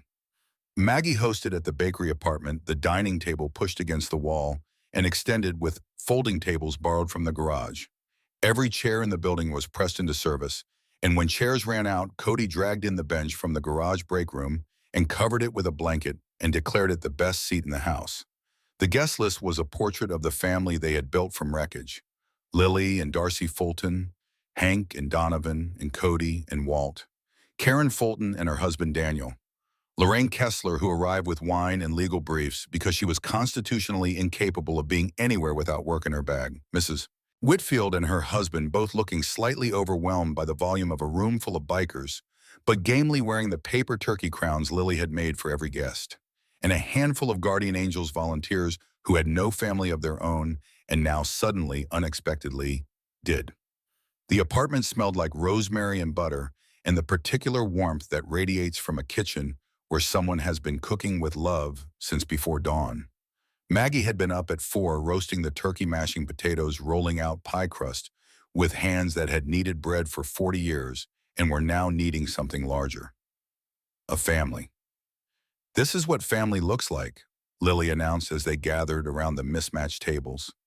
She stood at the head because this was her home and these were her people, and the tradition of Thanksgiving demanded a declaration. Not just blood, people who choose each other, people who show up. They went around the table sharing gratitude. Cody was grateful for a place to belong. Donovan was grateful for purpose. Walt was grateful for second chances. Karen was grateful her daughter had a friend like Lily. Lorraine was grateful for clients who made her believe the law could still be a force for good. When Lily's turn came, she stood again. She smoothed the front of her dress, a habit she had picked up from Maggie, and she spoke with the clarity that came from having practiced gratitude in circumstances where gratitude seemed impossible. "I'm grateful I can lift my arms." That sounds simple, but it's everything. "I'm grateful for Grandma Maggie, who dropped everything to come get me and who makes the best bread in Portland and who hasn't missed a single bedtime since I moved in. I'm grateful for Darcy, who is my best friend, even though I disappeared for a long time, and she could have moved on, but didn't. I'm grateful for Mrs. Whitfield, who reported what was happening to me 6 times and never gave up, even when nobody listened. I'm grateful for Lorraine, who fights like a Wolverine in a courtroom and scares the hell out of people who deserve to be scared." Soft laughter around the table. "And I'm grateful for Dad." She looked at Hank, for Donovan and Cody and Walt, who saved my life and then decided that saving one life wasn't enough and started saving other lives too. She paused, looked around the table at these faces, these improbable, wonderful, scarred and healing faces, and she said the truest thing she knew. "Last year I was so scared I couldn't breathe. This year I'm at a table full of people who love me. That's everything. That's the whole world." Not a dry eye in the room. Donovan reached for a napkin. Cody studied the ceiling. Walt's glasses fogged. Hank just looked at Lily and smiled because some moments are too full for words, and the only adequate response is presence. After dinner, after the dishes were done and the leftovers were wrapped, and the paper turkey crowns were collected and pressed into a scrapbook Maggie was keeping, Lily sat on the floor of the living room with Darcy drawing. They were designing a mural for the Guardian Angel's office, a project they had been working on for weeks. The mural showed a bridge made of hands, dozens of hands in different colors, reaching toward each other across a chasm, and on the bridge walked small figures, children moving from darkness on one side toward light on the other. "What's the bridge made of?" Hank asked, looking over their shoulders. "People," Lily said. "The bridge is made of people who decided to help." He looked at that drawing and he saw everything. Everything they had built, everything they had survived, everything they would continue to build, as long as there were children on the dark side of the chasm waiting for someone to reach across. December brought the anniversary of Lily's rescue and the fundraiser gala that would launch Guardian Angels into its next phase. But for now, on this November evening in a bakery apartment that smelled like bread and turkey and the particular peace that comes from knowing you are exactly where you belong, Lily. Donovan sat on the floor with her best friend, drawing a bridge made of hands, and she was happy. Not the cautious, provisional happiness of someone waiting for the other shoe to drop. Real happiness. The kind that settles into your bones and makes you feel heavy with contentment and light with possibility all at the same time. She could lift her arms. She could draw butterflies. She could speak truth to power. She could help other children find their voices. She could ride motorcycles and make friends and do homework and eat Thanksgiving dinner with the family she had chosen. She could do anything. And Hank, watching her from the kitchen doorway, where he stood drying dishes alongside Maggie, knew that was true. Whatever came next for Lily Donovan, it would be extraordinary, because she already was. "This is what family looks like," Lily announced as they gathered. "But just blood, people who choose each other." They went around sharing gratitude. When Lily's turn came, she stood. "I'm grateful I can lift my arms. I'm grateful for Grandma Maggie, who loves me no matter what. I'm grateful for Darcy, who's my friend, even though I disappeared for a long time. I'm grateful for Mrs. Whitfield, who never stopped trying to help me. I'm grateful for Lorraine, who made sure Vivian went to prison. And I'm grateful for Dad. She looked at Hank, for Doc and Cody and Walt, who saved my life and then helped save other kids too. She paused, looked around the table. Last year I was so scared I couldn't breathe. This year I'm safe. That's everything. Not a dry eye in the room.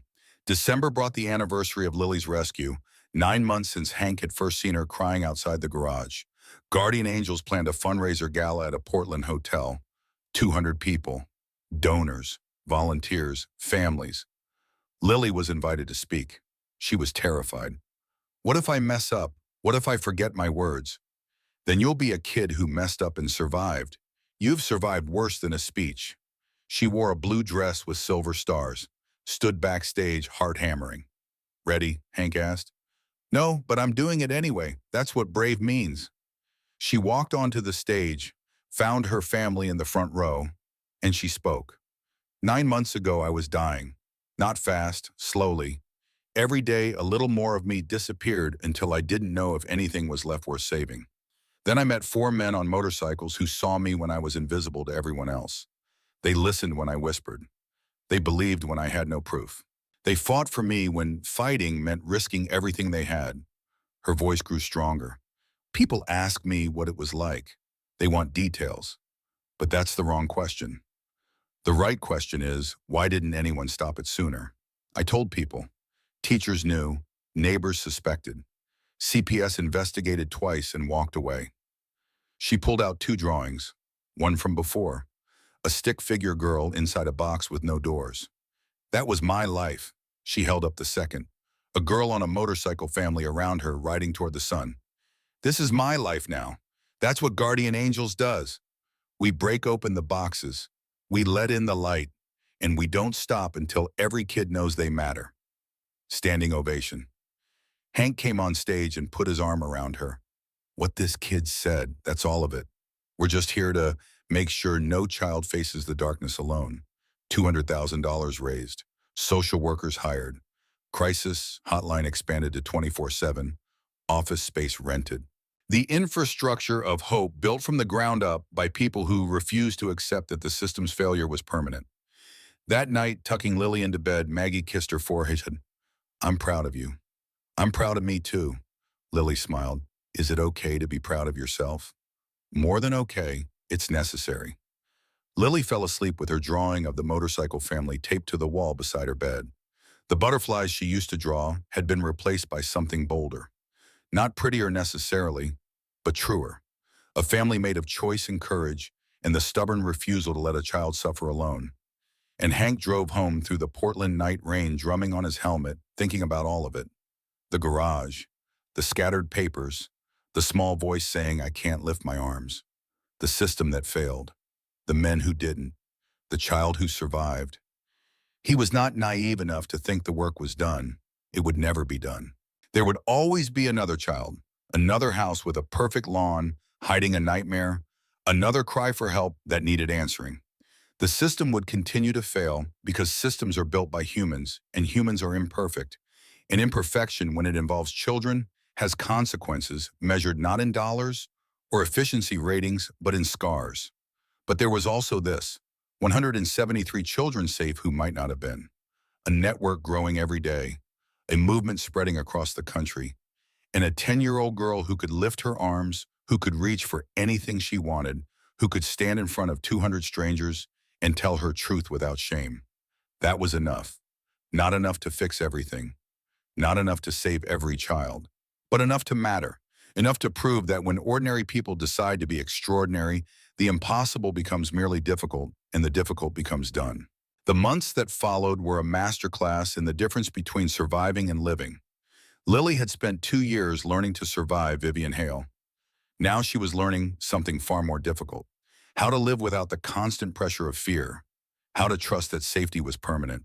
How to open doors she had been trained to keep locked, knowing that this time what waited on the other side was not punishment, but possibility. She started drawing butterflies again. Maggie noticed first.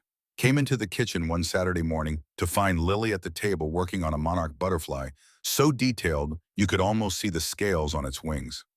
Monarchs migrate thousands of miles, Lily said without looking up. They're tiny, but they cross whole continents. Nobody thinks they can make it, but they do. She paused, added another stroke of orange.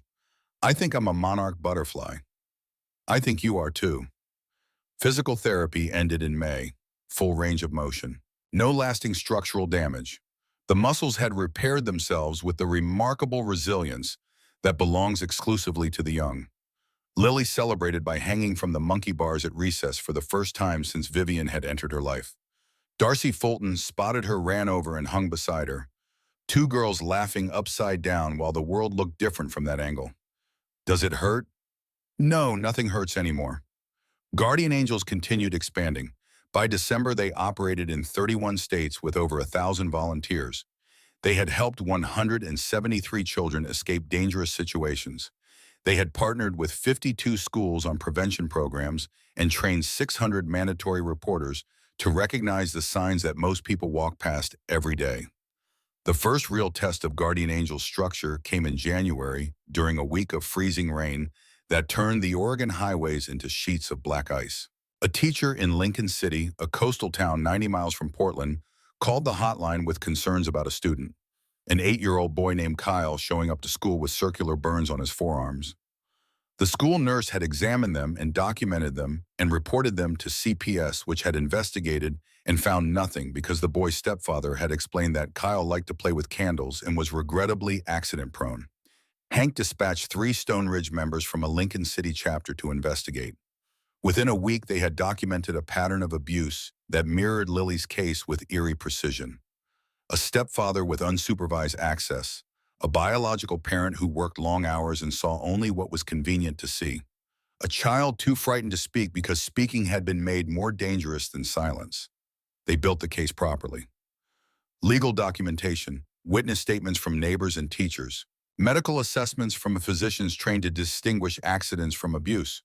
When the file was thick enough, they presented it to law enforcement with the backing of a family law attorney and the credibility of an organization that had already proven its methods in the most public way possible. Kyle was removed from his home and placed with his aunt. His stepfather was arrested, convicted, sentenced to 12 years. It works, Donovan said, reading the case summary. The model actually works. But not every case ended well. The boy named Tyler in Salem, 13 years old, reaching out through a Guardian Angels volunteer, showing signs of severe abuse, building a case, building trust, building hope. He took his own life on a Tuesday morning before the case was strong enough for legal intervention. His volunteer found out through a phone call from the school principal and drove to Salem and sat in the parking lot of a school where a boy who had asked for help had decided that help was not coming fast enough.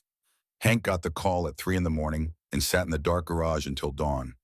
Tyler's face, which he had seen only in photographs, joined the gallery of faces he carried in his memory. The girl in Kandahar, the children in the rubble, the ones he could not save, no matter how fast he moved or how hard he fought. Lily found him there at sunrise and said the thing that mattered most. You can't save everyone, but you saved me, and you'll save the next one. From Tyler's death came the crisis hotline that would eventually operate around the clock. From his death came the emergency protocols that allowed volunteers to bypass normal channels when a child was in immediate danger. From his death came partnerships with therapists who could provide same-day assessments and same-day interventions when the situation demanded speed over procedure. Tyler's legacy was that the system got faster, that the distance between a child's cry for help and an adult's response shrank from days to hours to minutes, that the space in which children could fall through cracks narrowed until it was barely wide enough for a shadow. By summer, Guardian Angels had expanded to 23 states, 500 volunteers, 97 cases with an 83% success rate. The remaining 17% haunted Hank the way Kandahar haunted him, the way Tyler haunted him, the way every failure haunted every person who had ever tried to do good in a world that did not always cooperate. But the successes were real. Children safe in new homes, abusers in prison, teachers empowered, neighbors emboldened. A system imperfect and often inadequate, being supplemented by a community that had decided its children were worth protecting. The fundraiser gala was held in December at a Portland hotel.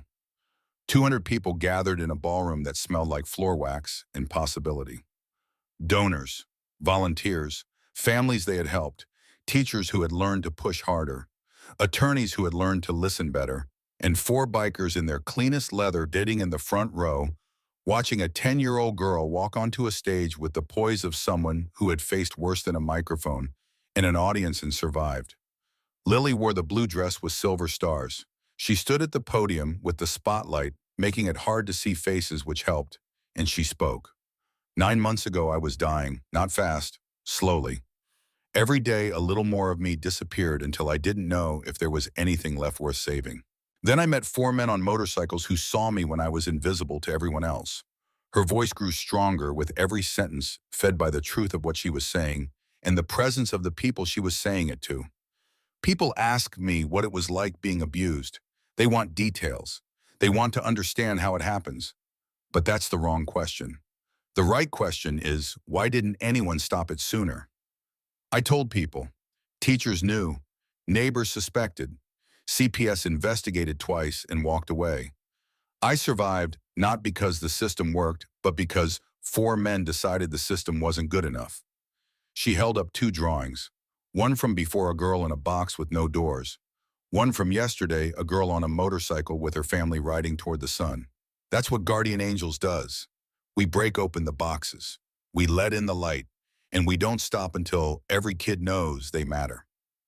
The standing ovation lasted 3 minutes. Hank came on stage and put his arm around her shoulders, this unlikely father and his extraordinary daughter, and he said the only thing that needed to be said. What this kid said, that's all of it.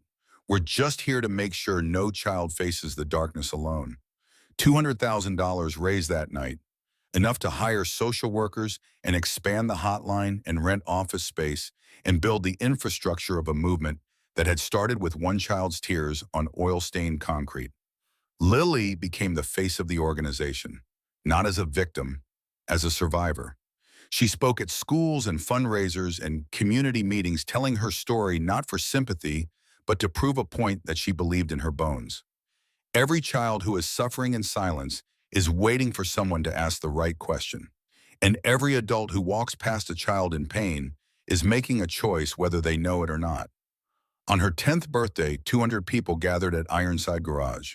Children they had helped, volunteers who had answered calls at 3 in the morning, families that had been rebuilt from wreckage, teachers who had learned to push harder when the system pushed back, and four bikers in leather vests who had started all of it by deciding that a crying child mattered.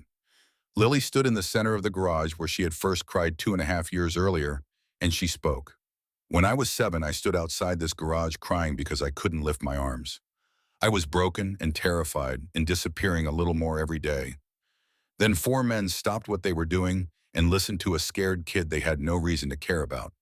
They saved my life, not just by getting me away from Vivian, by showing me what real strength looks like, real courage, real love. She looked at Hank, Donovan, Cody, and Walt. You taught me that family is who shows up, that protecting the vulnerable is the highest form of strength, that one person caring enough to act can change everything. She turned to the crowd. All of you are part of this family now. 173 children are safe tonight who might not have been. That is the power of caring. That is the power of community. That is the revolution we started. Later, when the celebration wound down, Lily pulled Hank aside. Can we go for a ride Cedar Street? I want to see the house. They rode through Portland as twilight fell. Lily's arms wrapped around Hank's waist, strong and sure, no longer afraid of the wind or the speed or anything the world could throw at her. They stopped outside the blue Colonial. Gary Donovan still lived there, alone. Vivian's presence thoroughly exorcised. Lily stood on the sidewalk and stared at the house that had been her prison. It looked smaller than I remember. Places usually do when you grow bigger than they are. I used to think I'd die in there, that nobody would ever know and nobody would ever care. She took his hand. Thank you for proving me wrong. Thank you for being the dad I needed when I needed him most. Thank you for being brave enough to ask for help, for trusting a rough-looking biker when you had every reason to trust nobody. We saved each other. You needed purpose. I needed protection. That's how family works.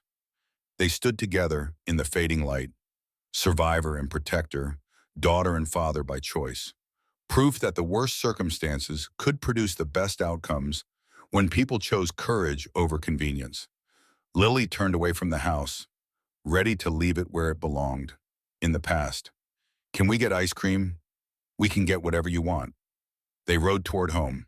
Maggie's bakery that smelled like bread and safety, Ironside Garage where guardian angels continued their work.